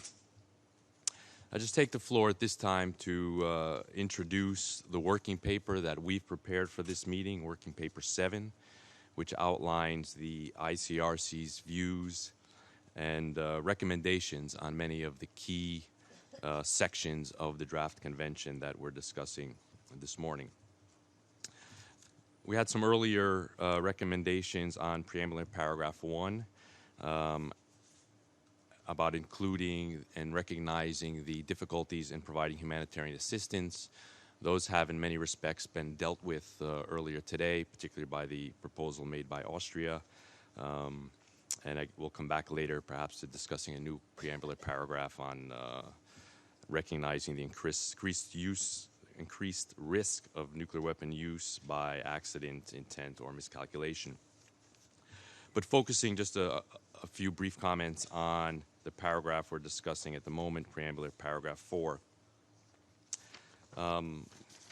Like others, we had some concerns about the way the preambular paragraph 4 is currently structured and wanted to see a fuller reflection of the relevant IHL rules included in that paragraph. We could, in this regard, very much support the proposal which was made by New Zealand, and I think the way they've structured it and the substance they've put in their proposal addresses our concerns. Similarly, the proposal made for preambular paragraph 6 with regard to the Martin Clause, I think addresses our concerns and questions that we had about the ambiguity of of the phrase "in cases not covered by this convention." The simpler and more direct structure and formulation proposed by New Zealand, we think is clearer and would address the questions and the ambiguities that we raised in our document. So, thank you. Muchas gracias al comité. Thank you very much to the ICRC. Malaysia has the floor. Thank you, Madam President. Just on PP4 and PP5, we would just like to echo delegations who have spoken before us on supporting the constructive proposals that have been made on this, and we would like to look at that further. On PP6, we just wish to restate again what we've mentioned this morning, that we are seeking clarification on the intent and need for this paragraph, as it refers to cases not covered under this convention, presumably cases not related to nuclear weapons. Then there's a question of the relevance and need of this.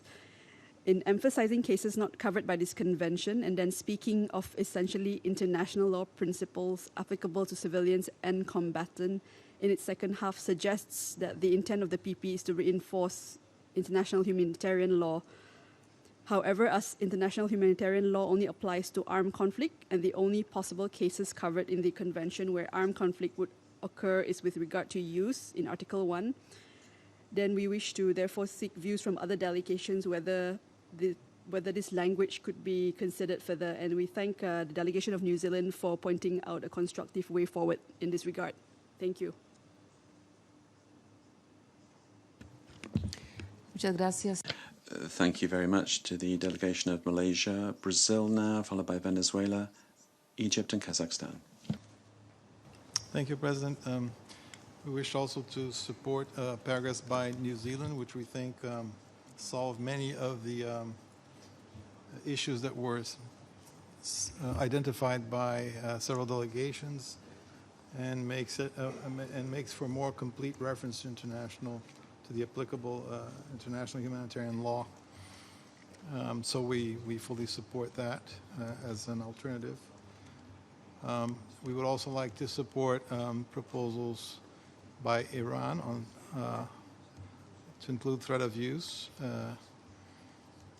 and also its PP6 bis,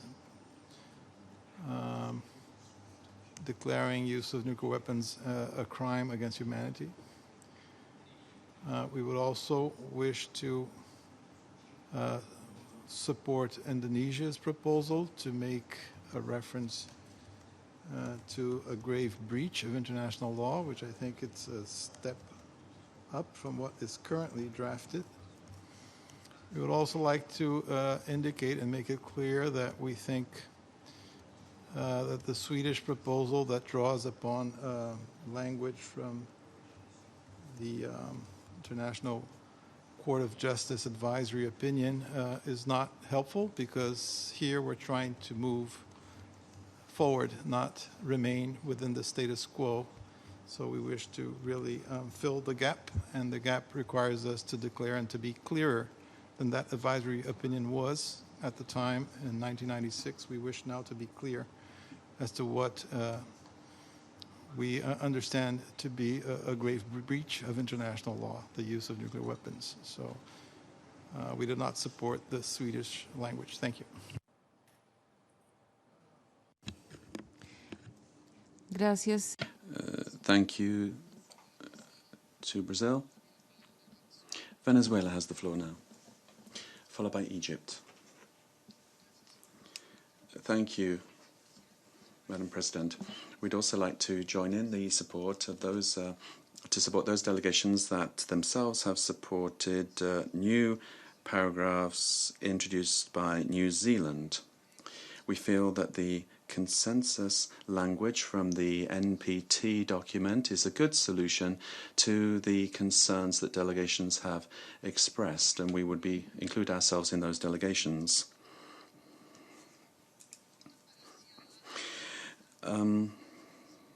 And then we feel that the principles of international law, that paragraph, is not a very balanced paragraph, PP4 then, not very balanced.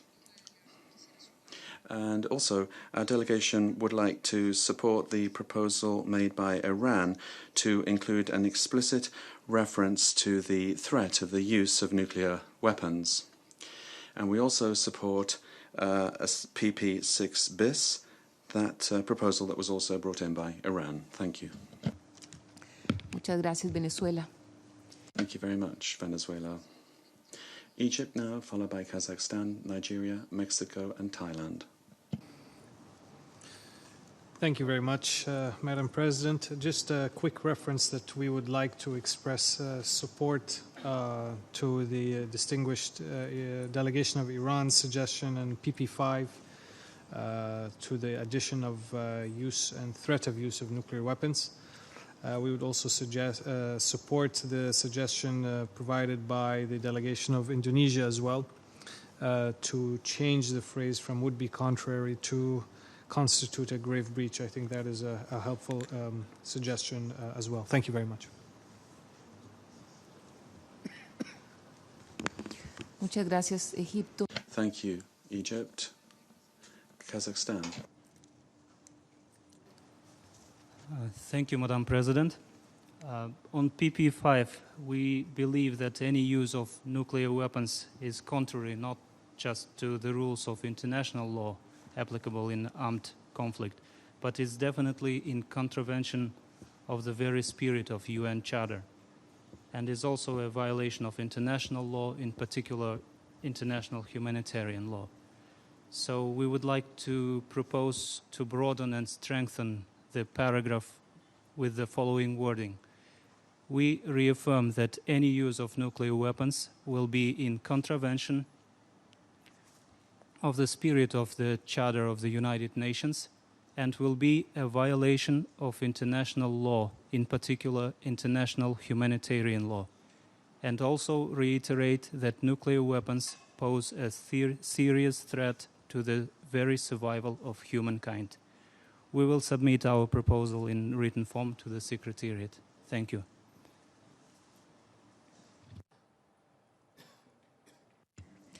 Muchas gracias. Thank you very much to the delegation of Kazakhstan. Nigeria has the floor. Mexico. Followed by Mexico, Thailand, and Iran. Thank you, Madam President. Just a quick one, just to say that we fully support the proposals made by our neighbor, New Zealand, and to also put on record that the proposal by Iran to include the threat of use is in order, and we are fully in support of that. I thank you. Muchas gracias, Nigeria. Thank you, Nigeria. Mexico.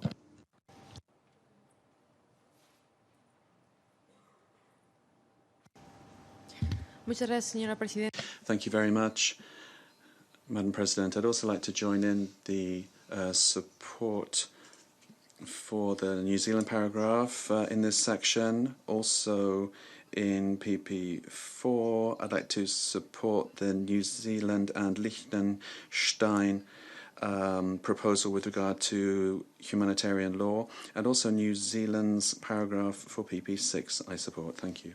Es Mexico. Thank you, Mexico. Thailand has the floor, followed by Iran. Thank you, Madam Chair. Thailand welcomes the New Zealand's approach, which appropriately reflects IHR here in the instrument, and we also would like to support the Iranian proposal to include clearly the threat of use. Thank you. Gracias. Thank you, Iran.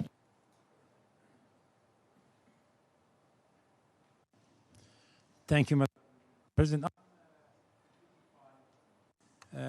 Regarding the suggestion made by the distinguished representative of Indonesia, supported by Brazil and Egypt, and with some modification by Kazakhstan, I would like to support all these suggestions and say that, in fact, we need to strengthen and promote the ICJ advisory opinion. We are not here just to repeat the agreed languages.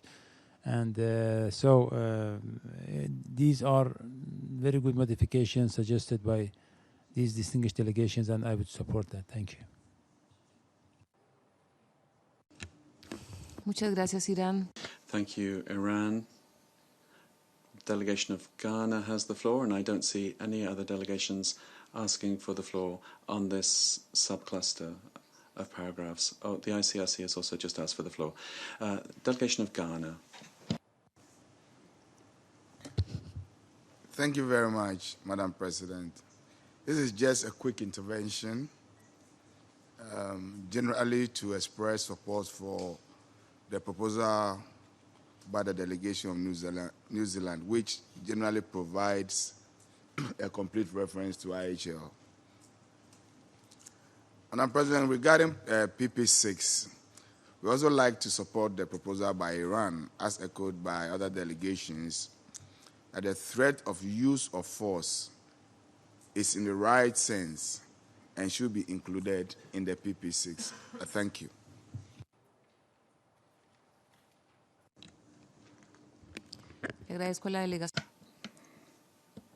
I thank Ghana. The ICRC now. Thank you, Madam President.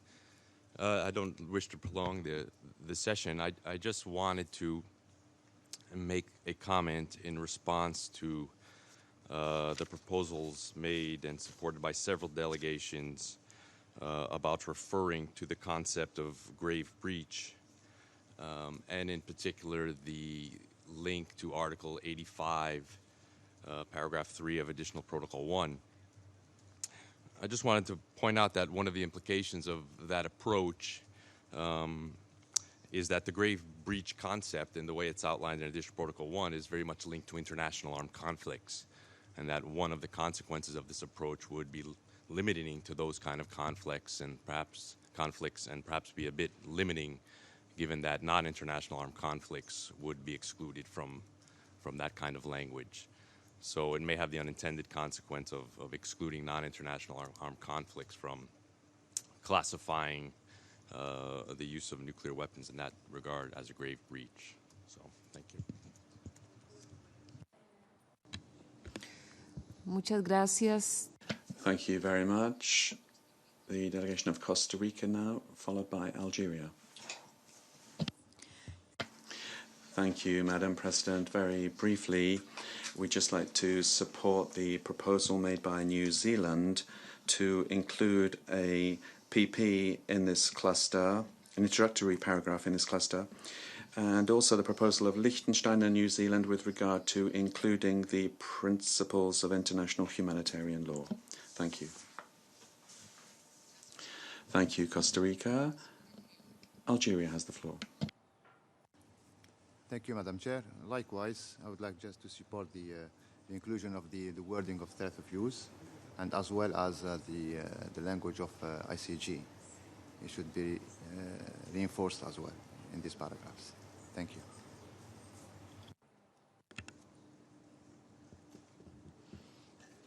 Muchas gracias. Thank you very much, Algeria. There are no more delegations asking for the floor. Yes, there are. The delegation of Ecuador. Thank you very much, Madam President. I'm sorry to keep taking the floor again. There's only me in the delegation. I do keep sending my paragraphs to the Secretariat. PP5, the threat of use of force. I'm not going to go through the arguments, and there are a lot of them, why it's important to include this aspect of the threat of the use, but I would just like to express the support of my delegation for this proposal. It's an important concept. It's a fundamental concept within our draft convention.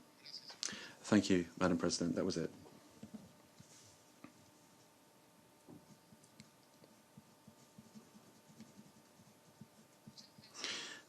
Thank you very much to all delegations. Again, very effectively and in an interactive way, we've been able to read through the 3 paragraphs that refer to the legal instrument and international humanitarian law, basically. We also have a proposal outstanding from New Zealand, a paragraph that they're going to let us have fairly soon. And we've also taken note of the other comments that have been made, suggested amendments from delegations.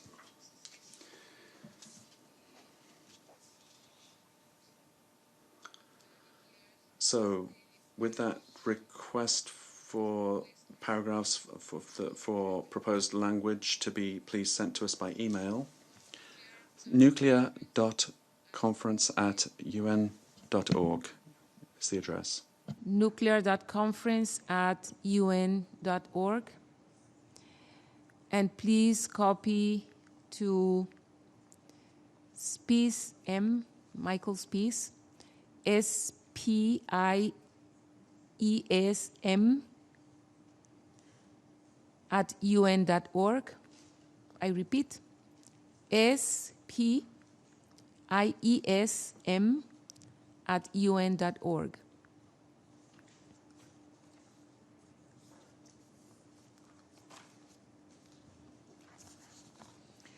So that we can move on to review the next subgroup of articles that deal with the relationship of this instrument with disarmament and the overall disarmament architecture.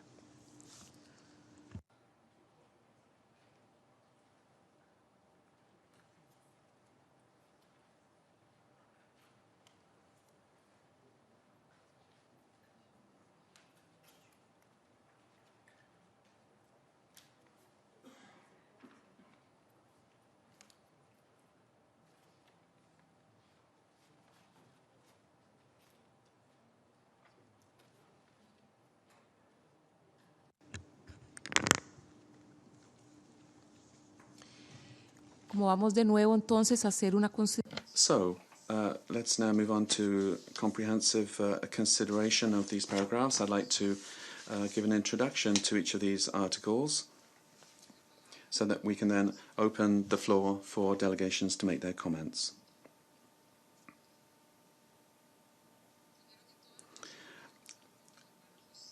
Above all, with regard to PP7,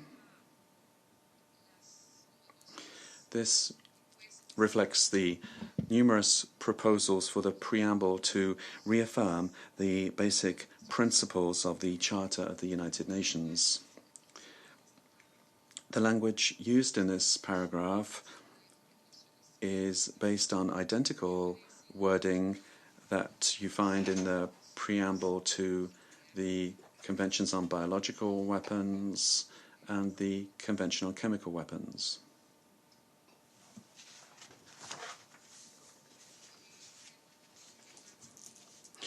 With regard to paragraph 8,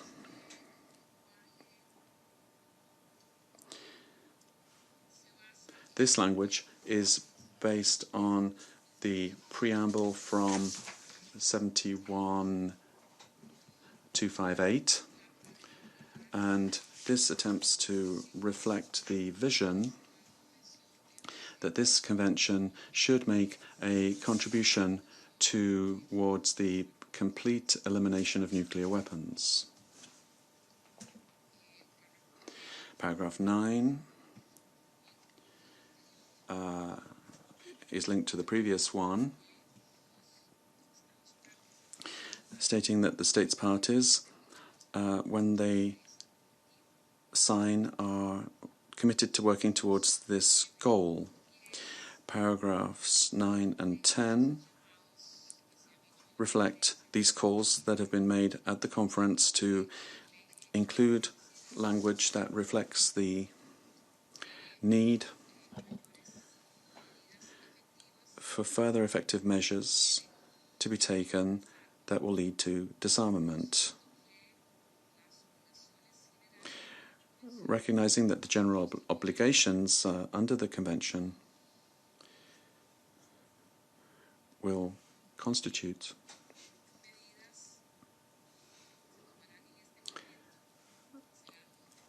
measures that will be taken with partial impact to achieve the general goal of disarmament. Paragraph 9 also says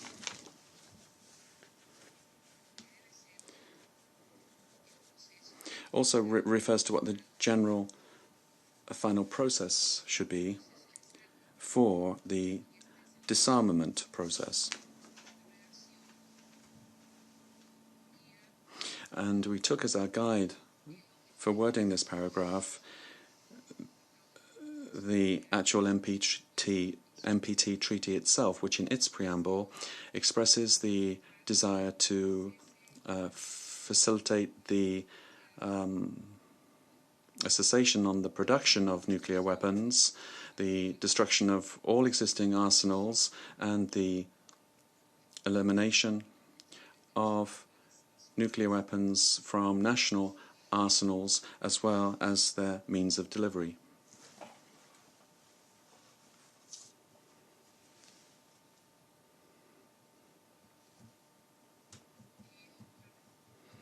Paragraph 11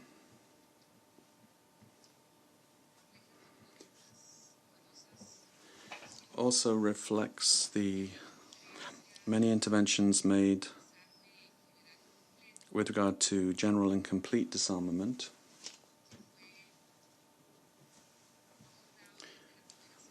That was addressed at the first special session of the General Assembly, dedicated to disarmament, and that this is the ultimate goal of the United Nations in the area of disarmament. The language is based on the first preambular paragraphs of the conventions prohibiting chemical weapons as well as the one prohibiting chemical weapons, biological and chemical weapons. And general and complete disarmament is also an element from Article 6 of the NPT, and it appears also in the preamble to the Comprehensive Test Ban Treaty and the Treaty for a World Free of Nuclear Weapons.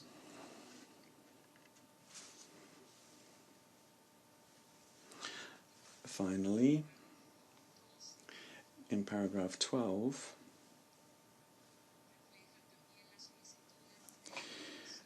we also have, this reflects the requests and calls of member states for the preamble to reflect, include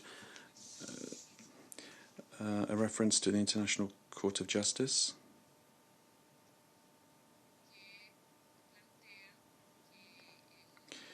which states that the goal of nuclear disarmament is an obligation under international law. The language in the paragraph uses this language in the form of an affirmation of the member states that are party to this convention. So now I'd like to open the floor so that delegations can refer to the paragraph related to the UN Charter and then the paragraphs that relate to the current disarmament architecture. Chile, State of Palestine, South Africa, Cuba, Argentina, Guatemala have asked for the floor, and the list continues.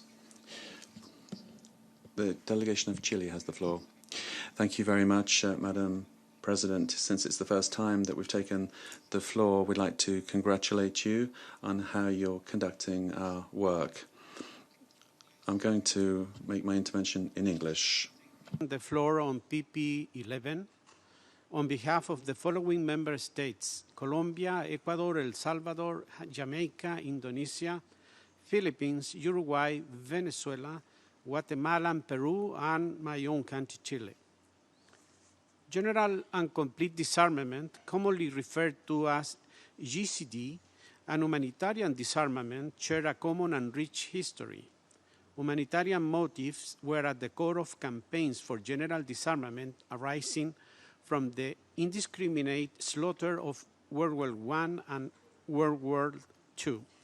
Since the GCD has been placed at the heart of the system for collective maintenance of international peace and security embodied in the United Nations Charter. It is thus not surprised that major multilateral disarmament treaties describe themselves in their preamble as steps towards the ultimate goal of GCD.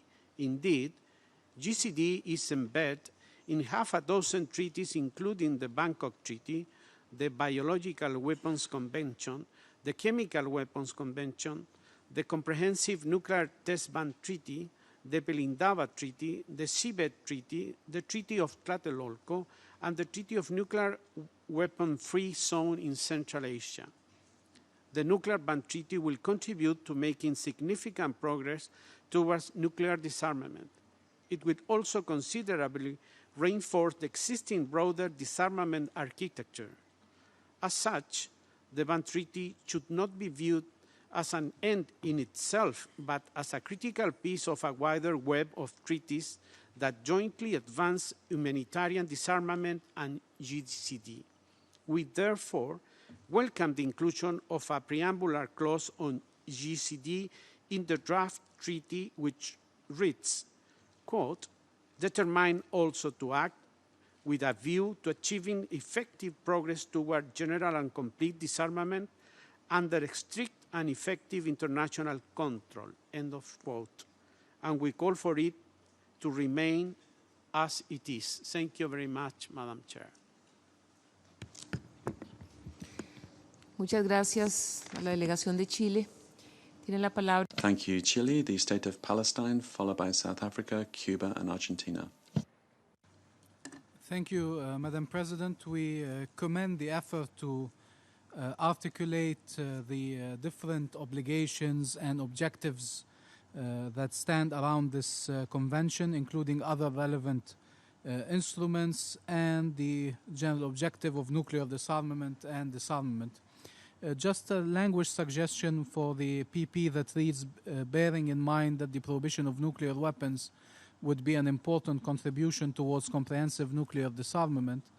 We would suggest replacing bearing in mind by stressing, and replacing would be by constitutes an important contribution towards comprehensive nuclear disarmament. Thank you. Muchas gracias. Tiene la palabra. Thank you very much. South Africa. Thanks, Madam President. We really appreciate that you included in the preamble the reference to the United Nations Charter in PP7. However, we have a proposal, the last one from our side under this cluster, as an entry point to PP7, currently determined to contribute to the realization of the purposes and principles of the Charter of the United Nations. We would like to propose a paragraph which has some very important elements that we wish should be reflected under this treaty. The proposal could be before PP7. Other than that, we are open to as Madam President wishes. The proposal is recalling that in accordance with the Charter of the United Nations, states must refrain in their international relations from the threat or use of force against the territorial integrity or political independence of any state, or in any other manner inconsistent with the purposes of the United Nations, and that the establishment and the maintenance of international peace and security are to be promoted with the least diversion of armaments of the world's human and economic resources. End of quote. We will send the proposal to the given emails we feel that this has some important elements that we wish to see reflected in the preambular part. Thanks, Madam President. Muchas gracias, Sudáfrica. Thank you very much, South Africa, Cuba, followed by Argentina, Guatemala, and the Philippines. Thank you very much, Madam President. The Cuban delegation has several draft amendments for this subcluster. Some proposals are to change the current language, but there are a couple of new paragraphs which I'd like to just introduce in one go, so I don't have to take the floor again, if I may. Well, first of all, I'd like to support the proposal just made by the distinguished colleague from South Africa. Of course, we'll have to await the language to go carefully through it, but it seems that it's a timely, appropriate proposal, and that can be supported by Cuba.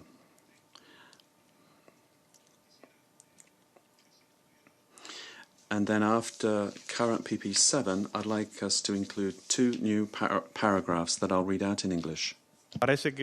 We feel that PP7 quite rightly introduces the role of the United Nations, but we also feel that it's important to certainly include some references of precedents, key precedents of the historic role that the General Assembly has had when it comes to nuclear disarmament. And so I'd like to read out in English the two new paragraphs that we are proposing. The first would read as follows. Recalling its first resolution adopted on January 24, 1946, and subsequent resolutions which call for the elimination of nuclear weapons. That could be the first additional new paragraph, and then immediately after that, the following additional new paragraph. Recalling also the final document of its first special session devoted to disarmament, which emphasizes that nuclear weapons pose the greatest danger to mankind and to the survival of civilization, and calls for the complete elimination of such weapons. En lo que tiene que ver con el párrafo preambular 8. Then with regard to PP8, we could accept the paragraph as it is. However, in order to try to strengthen the language, I'd like to make a slight suggestion, which would be to add in the first line, before the word prohibition, the sentence or the phrase legally binding. The paragraph would read, as I propose, that the legally binding prohibition of nuclear weapons would be an important contribution towards comprehensive nuclear disarmament. Preambular 9. PP9. We suggest adding in the second line, after the word facilitate, the following three words: irreversible, verifiable, and transparent. The paragraph overall, as amended, would read in English. Stressing the urgent need to achieve further effective measures of nuclear disarmament in order to facilitate the irreversible, verifiable, and transparent elimination from national arsenals of nuclear weapons and the means of their delivery.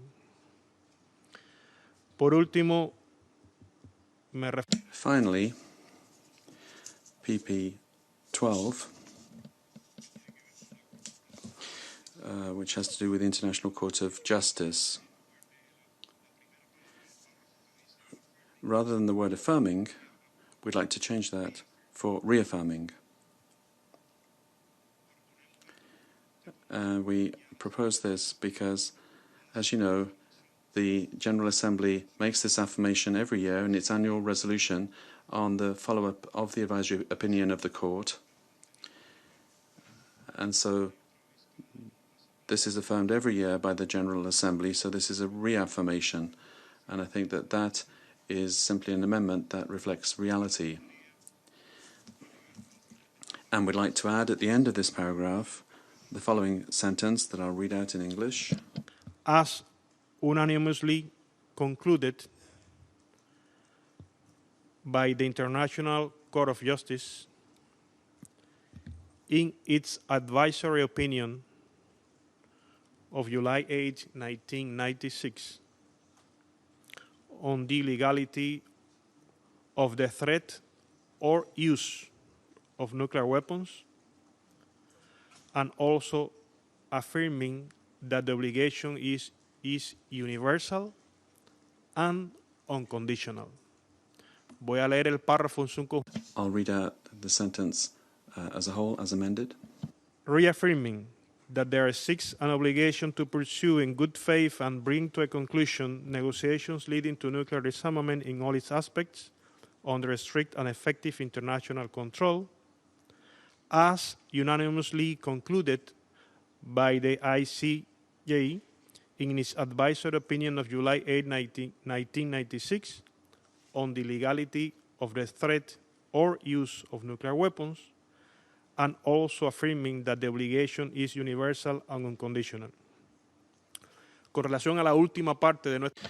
With regard to the last part of our proposal, I'd just like to explain that we feel that it's important to point out that this isn't just an obligation for the state parties or future state parties to the Convention. It will also be an obligation on those countries that are not a future party to the Convention. Thank you. Muchas gracias a la distinguida delegación de Cuba. Thank you very much to the distinguished delegation of Cuba, the delegation of Argentina, followed by Guatemala, Philippines, and Egypt. Thank you, Madam President.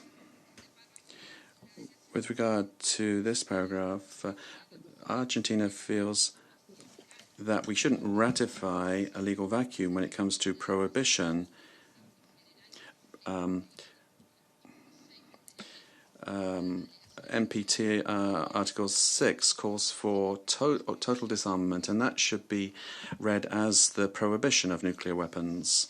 That's why we agree with the proposal from the State of Palestine, and we don't have a particular preference, but we could perhaps change would be for is, but constitutes would also be fine for us.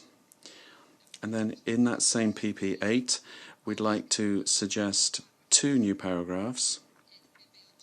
PP8 bis. The fact that the risk of a nuclear weapons use with their unacceptable consequences can only be avoided when all nuclear weapons have been eliminated.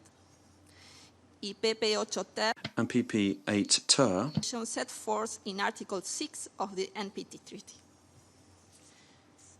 Respecto a los párrafos with regard to PPs 9, 10, 11, and 12, Argentina believes that in Article 1 we should include the elimination of nuclear weapons to justify these paragraphs. So we agree with the wording of those paragraphs on the condition that when we come on to talk about Article 1, general obligations, we make an amendment there. With regard to paragraph 13, given the links to the TBT and the NPT, we're taking as the basis the proposal that you put forward in the draft, but given that this new instrument is linked to these other instruments,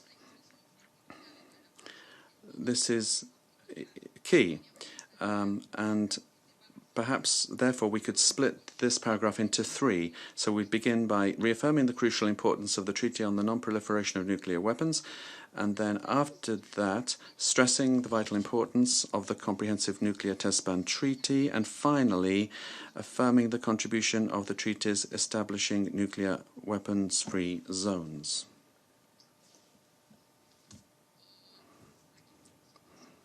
I think that's it. Thank you.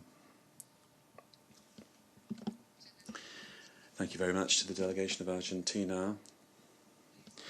Well, actually, Article 13 wasn't included in this subcluster because it's a whole discussion in itself, namely the relationship of this instrument with the other existing instruments, the NPT as well as the CNTBT and the other instruments that are relevant in this area.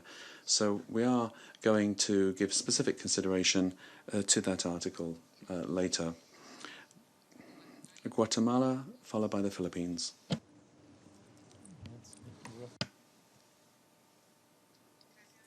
Thank you, Madam President. Since it's the first time I'm taking the floor, I'd like to congratulate you on your praiseworthy work conducting such important negotiations. Rest assured that Guatemala will continue to play an active and constructive role to ensure that we can reach agreement on such an important instrument. We're grateful for the draft text that you've shared with us. We feel it's an excellent basis for negotiations. I'd now like to refer to the preamble of the draft. In general, we're very happy with it. It refers to the majority of principles and concepts that we feel are indispensable to be included in the Convention. As the draft is worded, it follows a humanitarian approach by making a reference to the humanitarian impact of nuclear weapons and the unacceptable nature that the use represents for humanity. However, we feel some changes could be made in this section as follows. With regard to PP8, first of all, in this PP, we should recognize, as experience with conventions has shown us, with regard to mass destruction and indiscriminate use, the complete destruction of nuclear weapons is necessary for their elimination and important for them to become delegitimized. So in that respect, we would say in English that the prohibition of nuclear weapons will be an important contribution towards comprehensive nuclear disarmament. Debe hacer más explícita. We need to make this requirement more explicit. We would propose the following in English. Bearing in mind that the prohibition of nuclear weapons is necessary to achieve nuclear disarmament. Adicionalmente, señora. Additionally, Madam President, my delegation wouldn't have any difficulty in supporting Cuba's proposal on including a paragraph on the first resolution of the General Assembly. Thank you.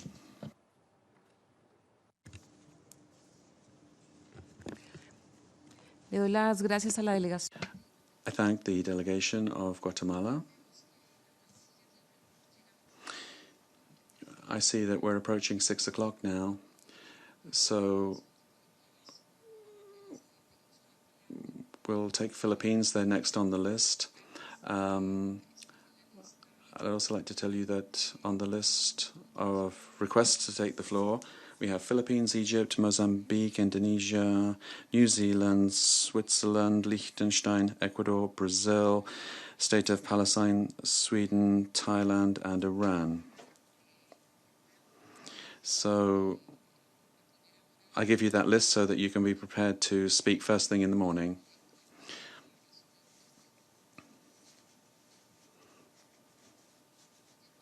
Do we agree? And I did want to inform you that the Future of Life Institute, an organization that we're familiar with, has prepared a very interesting video with messages from scientists and Nobel Peace Prize winners from the fields of science, which is relevant for the work of this conference. It's a message for all of us, and we'll be able to project it tomorrow so that we can hear what those messages are from outside the room and the effect it can have on our work. the delegation of Cuba. You requested the floor. Thank you, Madam President. I'm sorry for asking for the floor at this late hour, but with regard to how we're going to proceed, I just wanted to make a brief comment. Today, as you said, we've had a very productive day with very many proposals. Certainly for my delegation, it's been difficult to follow up on each of the proposals made. We're sure that at the end of each cluster, you're going to produce a compilation so that we can see in one single document what all of the draft amendments are. I just wanted to ask whether technically, additionally to that compilation, it would be possible for you to give us, provide a screen here in the room where in real time we can see the proposals that delegations are making. I think this really would help us to have a good interaction, because once you can see the various amendments being made, sometimes, in some cases anyway, you might arrive at the conclusion that another proposal is better than your own. So you don't need to insist on your own proposal, or you can perhaps see on the screen where you can strike a compromise. It's a technical question. I don't know whether it's technically possible, but if it is, it would be very useful, I think, and would help delegations to follow the discussion in real time.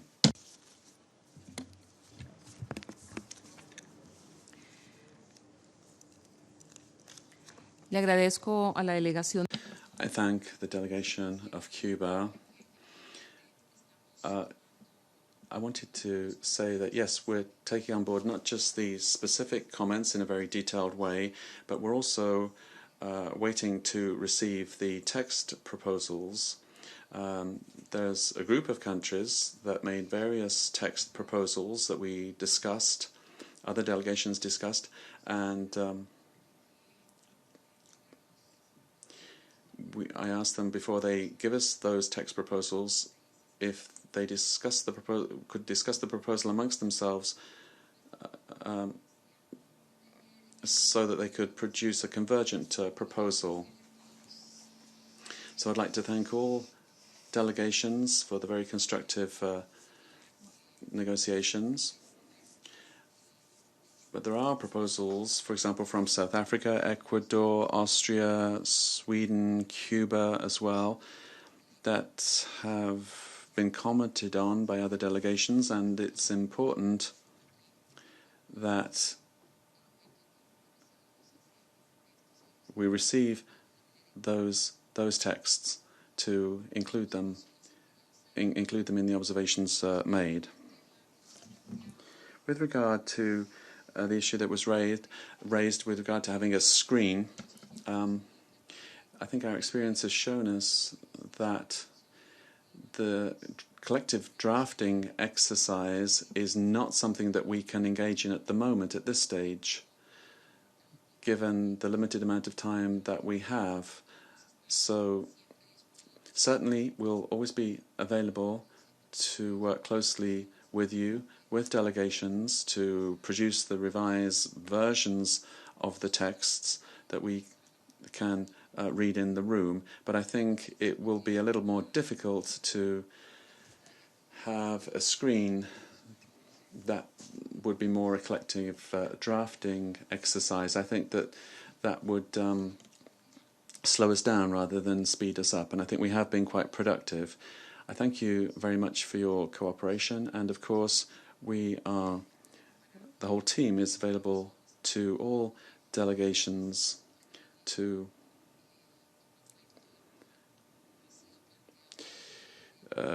be able to give you a summary or a recap of everything that's been said during the meetings today. Very well, so we'll meet tomorrow. Thank you very much for your constructive participation today. The meeting stands adjourned.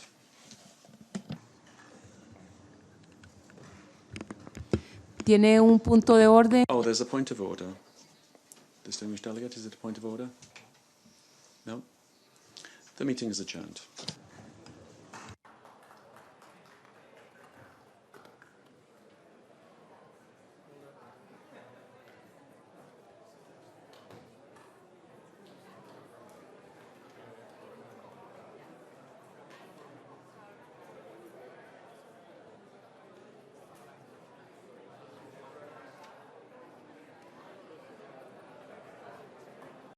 preamble or paragraph 2. And I thank you, Madam Chair, for your ruling today that we are focusing on para per para. I think this is more systematic in how we do things and how we proceed further.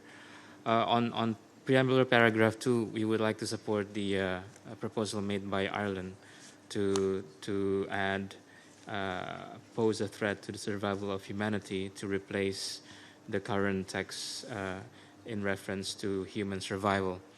We would also like to support your proposal to replace maternal health and on girls. And on this paragraph, as I had mentioned earlier this morning, we have a new language, not a new paragraph, a new language on this paragraph, which reinforces the lack of capacity by any nations in coping with nuclear weapons and the aftermath of the devastation of nuclear weapons. So this new words or language would begin right after nuclear weapons in the first sentence.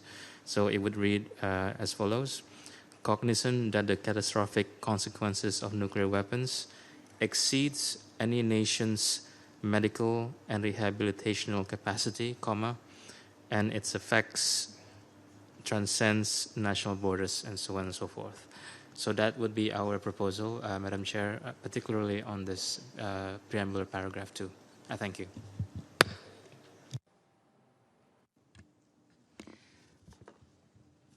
Le agradezco. I thank the delegation of Indonesia. And I give the floor to Brazil, followed by Austria. Muchas gracias, señora presidenta. Thank you very much, Madam President. I'd like to support some of the proposals made so far on PP2. We would like to, first of all, support your own proposal to replace maternal health for women and girls, as we do believe that that strengthens the paragraph. We would also like to support the Irish proposals made previously, both at the beginning of paragraph related to changing the language for pose a threat to the survival of humanity, to put this paragraph more in line with the humanitarian pledge, as well as later on in the paragraph to include also a broader reference to the role of women in disarmament. So we believe that these are very helpful additions to a paragraph. We also will be more carefully studying other proposals that have been made so far, but we do believe that having a stronger emphasis on gender would benefit our preamble. I thank you. Muchas gracias. Thank you very much, Brazil. The delegation of Austria has the floor, followed by Egypt, Ecuador, and South Africa. President, and I also welcome the change that you yourself have proposed. As the first part comes from the humanitarian pledge, I think it's a good idea, as my Irish colleague proposed, to stick to the formulation. So to put here, to pose a threat to the survival of humanity might be more correct to a language which was accepted by 127 countries. Then in the following part, Austria is also among the delegations that would like to widen the scope, even so we are content with the version that you just have proposed, to talk about the need to promote the effective participation of women in nuclear disarmament. And we have heard the Swedish proposal, which goes into the same direction. So from our point of view, it might be also for the sake of not having too many preamble imperatives, perhaps a good way to follow the Irish proposal, which we would like to support. Thank you.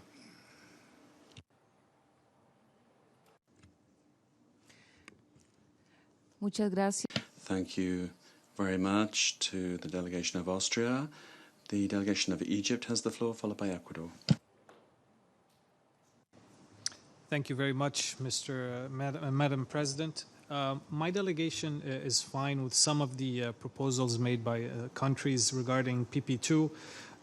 With reference to the part on the health of future generations, we were of the belief that we could propose maybe an addition that's the health of present and future generations, because the catastrophic consequences to something which should be plain and obvious to everyone in the room, that there are devastating human and environmental consequences resulting from the use of nuclear weapons. We have a moral obligation to our youngest and future generations. We should highlight the incredible risks faced every day that these weapons remain inexistent, and underscore that these risks must be reduced and ultimately eliminated and will remain as long as nuclear weapons exist. 2, include reference to the UNGA resolution on the ethical imperative for the nuclear weapon-free world, A/RES/71/55, which received the support of almost all states involved in the present negotiations. Specifically, we suggest that the state parties should indicate that they are convinced that, quote, nuclear weapons serve no legitimate purpose given their indiscriminate nature, inherent immorality, and potential to annihilate humanity and the planet as a whole, end of quote. Third, nuclear testing around the world has had and continues to have a disappropriate impact on indigenous communities, causing harm that can be considered widespread, long-term, and severe. Fourth and final, our experience should show how important it is for both terrestrial and marine environments to be considered when it comes to environmental remediation, and this should be mentioned in the preamble and in the operative part of the treaty. In light of our experience, it is our fervent hope that such weapon of mass destruction shall never again be tested or unleashed. Thank you, Madam President. Le agradezco a la distinguida delegación de... I thank the distinguished representative of the Marshall Islands. Ireland has the floor now.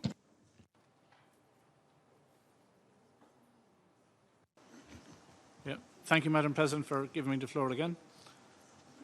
For us, PP2 is a very important paragraph which highlights the multiple effects and impacts of nuclear weapons and their links to a variety of global issues, a point which my delegation has repeatedly stressed. 5 minutes ago, we had 3 suggestions which we believe would improve and further strengthen the paragraph, but your proposed amendment captures one of them almost entirely as an amendment we propose. Therefore, we have 2. Firstly, we suggest a small amendment in line 2 by replacing pose grave implications for human survival with pose a threat to the survival of humanity. This language is taken from the Humanitarian Pledge, which 127 states have signed, and we believe it more accurately reflects the magnitude of the threat posed by nuclear weapons for humanity as a whole. Therefore, with that amendment, the paragraph would read, cognizant that the catastrophic consequences of nuclear weapons transcend national borders, pose a threat to the survival of humanity, the environment, socio-economic development, the global economy, food security, and so on. Secondly, we suggest adding a reference at the end of the paragraph that would run on nicely from your proposed text on women's empowerment and participation in the field of peace and security. And this is in line with commitments we have all undertaken under Security Council Resolution 1325. The reference would come after women and girls and would read as follows, and of the need to promote the equal, full and effective participation of both women and men in the process of nuclear disarmament. There may be some little conjunction needed there, but the paragraph would end, and of the disproportionate impact of nuclear weapons on the health of women and girls, and of the need to promote the equal, full and effective participation of both women and men in the process of nuclear disarmament. Thank you.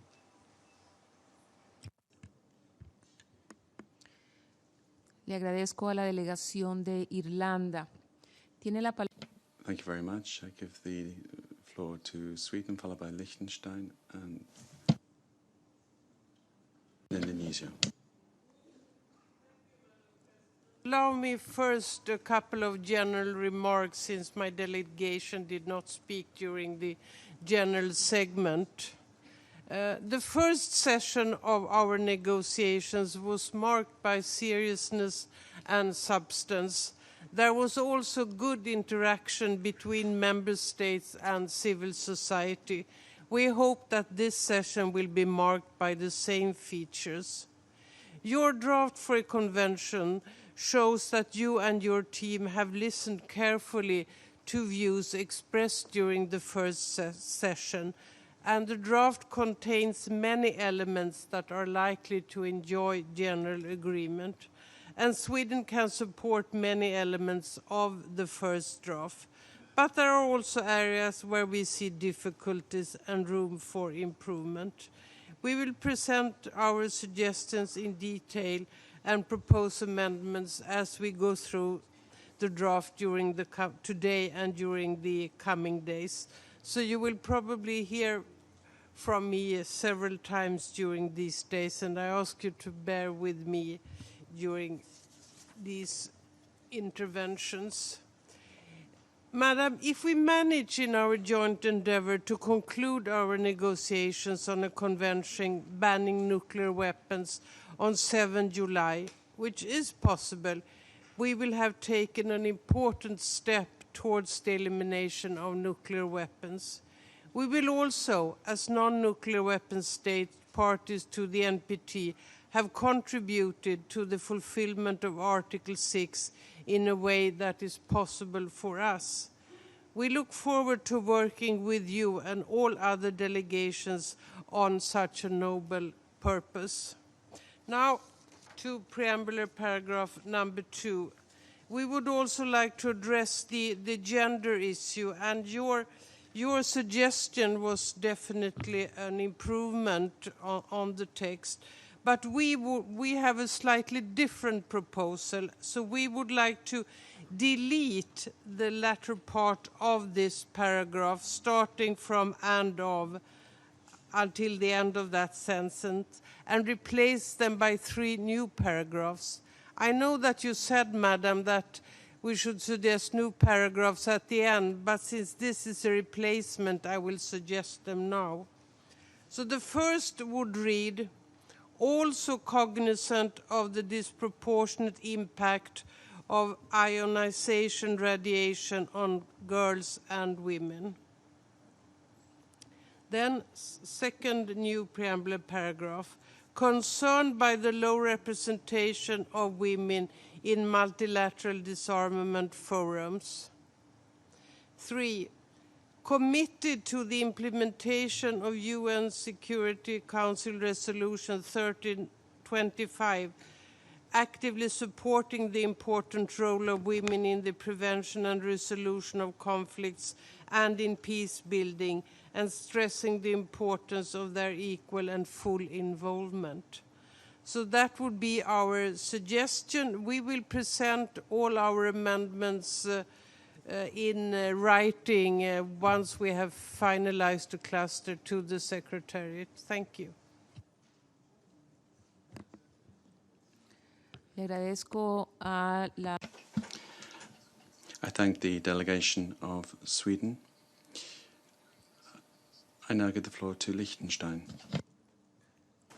Thank you very much, Madam President, and thank you for your introduction to this paragraph. That is a very important paragraph for my delegation. I thank you in particular for the amendment you've put on the floor to make the provision on women and girls broader than it is currently in the text, and we could support that amendment. But we believe that the reference to the disproportionate impacts on women and girls should even be broader, and have a proposal to that effect. It would read in the last line after disproportionate impact, of nuclear weapons on women and girls, comma, including the impact of ionizing radiation on the health of women and girls. The intention of our amendment is to cover the breadth of the impacts on women and girls. That also includes particular vulnerabilities in humanitarian settings, for example, or other socioeconomic effects that disproportionately affect women and girls.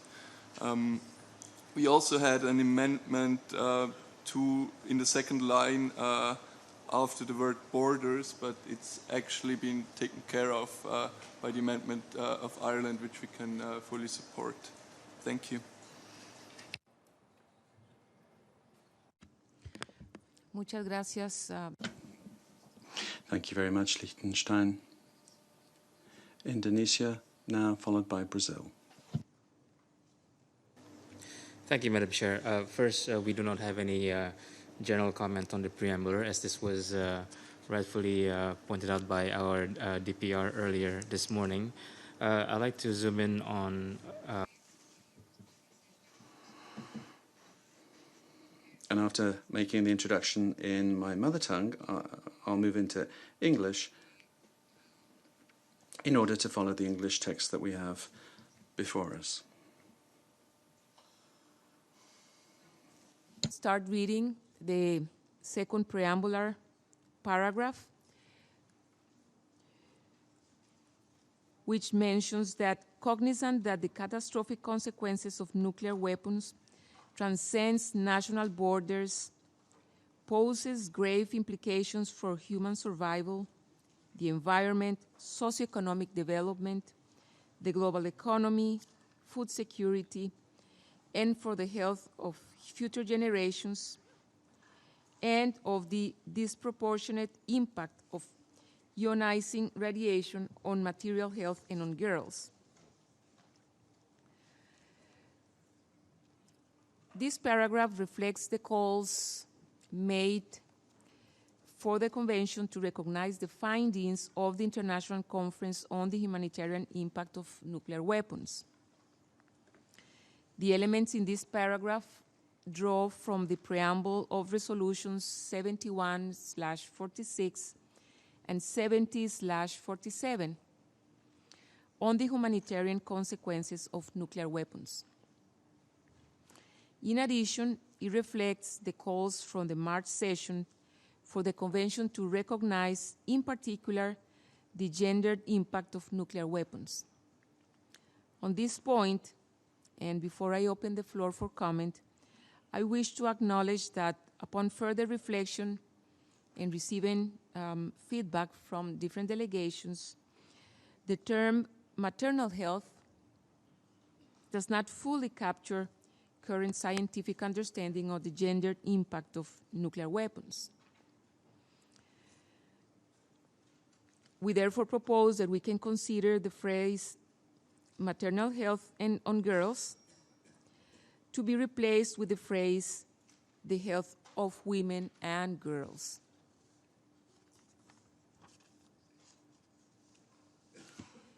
The end of the paragraph then would read as follows: and the disproportionate impact of ionizing radiation on the health of women and girls. Before opening the floor, I also wish to invite delegations to consider in their statements and comments the overall preamble and the overall content of the preamble, as some suggestions that are made for one specific paragraph sometimes are referred or are captured in following paragraphs, as was rightly noticed by some delegations in the morning. So I would like to invite all of you to make your comments on each of the paragraphs, but bearing in mind the whole document that we are analyzing. Let me now give the floor to the delegations wishing to comment on preambular paragraph 2.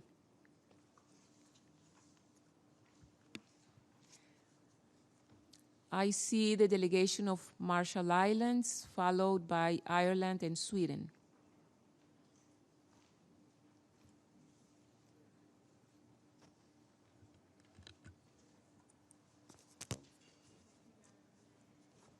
President, for giving me the floor.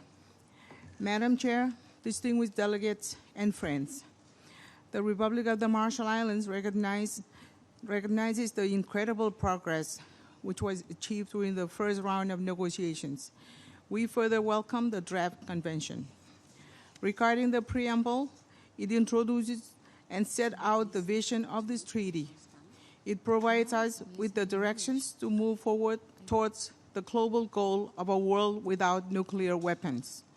In relation to our strong conviction about the significance of the preamble, we believe it is necessary for it to be included the following elements.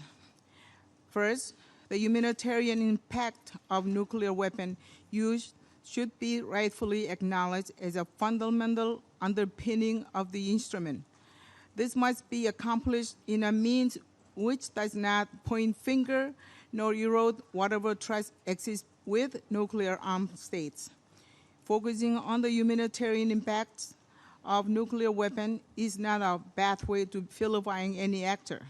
Rather, it is about our collective judgment of how to deal with the inhumane and indiscriminate weapons. This should be done in a manner which... Buenas tardes. Se declara. Good afternoon. I call to order the 12th meeting of the United Nations to negotiate a legally binding instrument to prohibit nuclear weapons, leading toward their total elimination.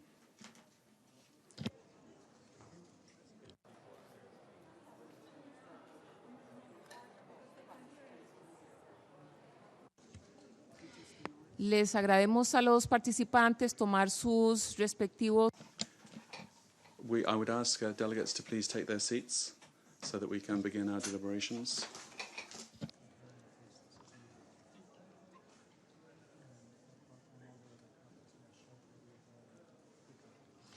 La conferencia continuará ahora. The conference will now continue its examination of item 9 of the program of work. The read-through of the preamble. And I'd like to remind delegations that when you take the floor, please press the button on your microphone to request the microphone. And I'd also like to begin by thanking all delegation for their understanding this morning in our meeting. And I'd like to begin by I'd like to ask those at the back of the room to please take your seats, and that will help us to keep the noise down in the room. Thank you. So I was saying that I wanted to thank all delegations for your understanding this morning.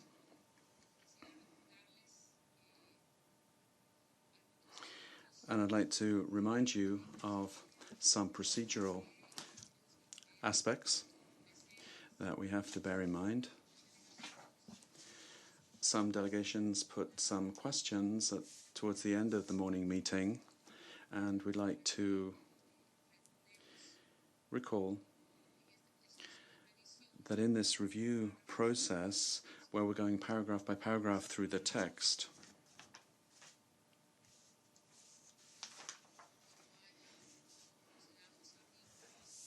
when we open up a new section,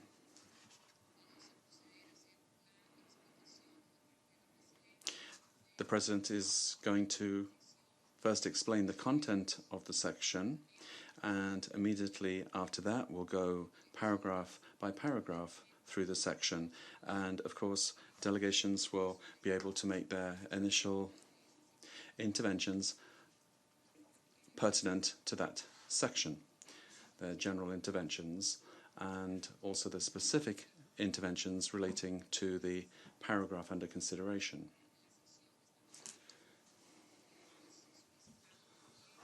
We've also ask that delegations that have particular requests for new paragraphs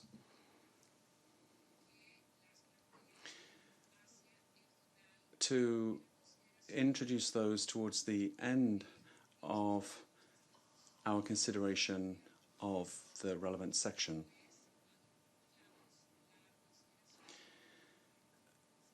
So when I say that, I mean it's when we've considered the final paragraph of that section.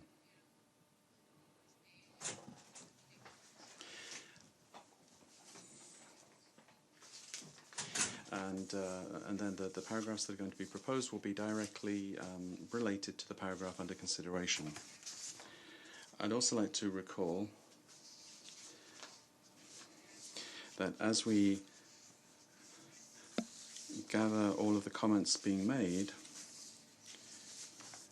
we're also working with our team to try to include the proposals and adjustments being made. I think this morning there was a great wealth of proposals and observations that were made. I think that there's a lot of convergence in what we see. Now, it's true, some delegations did point out some areas of complexity in adapting the text, but that notwithstanding, I think there is a large degree of convergence. So I'd like to resume now our consideration of the preamble, beginning with preambular paragraph 2.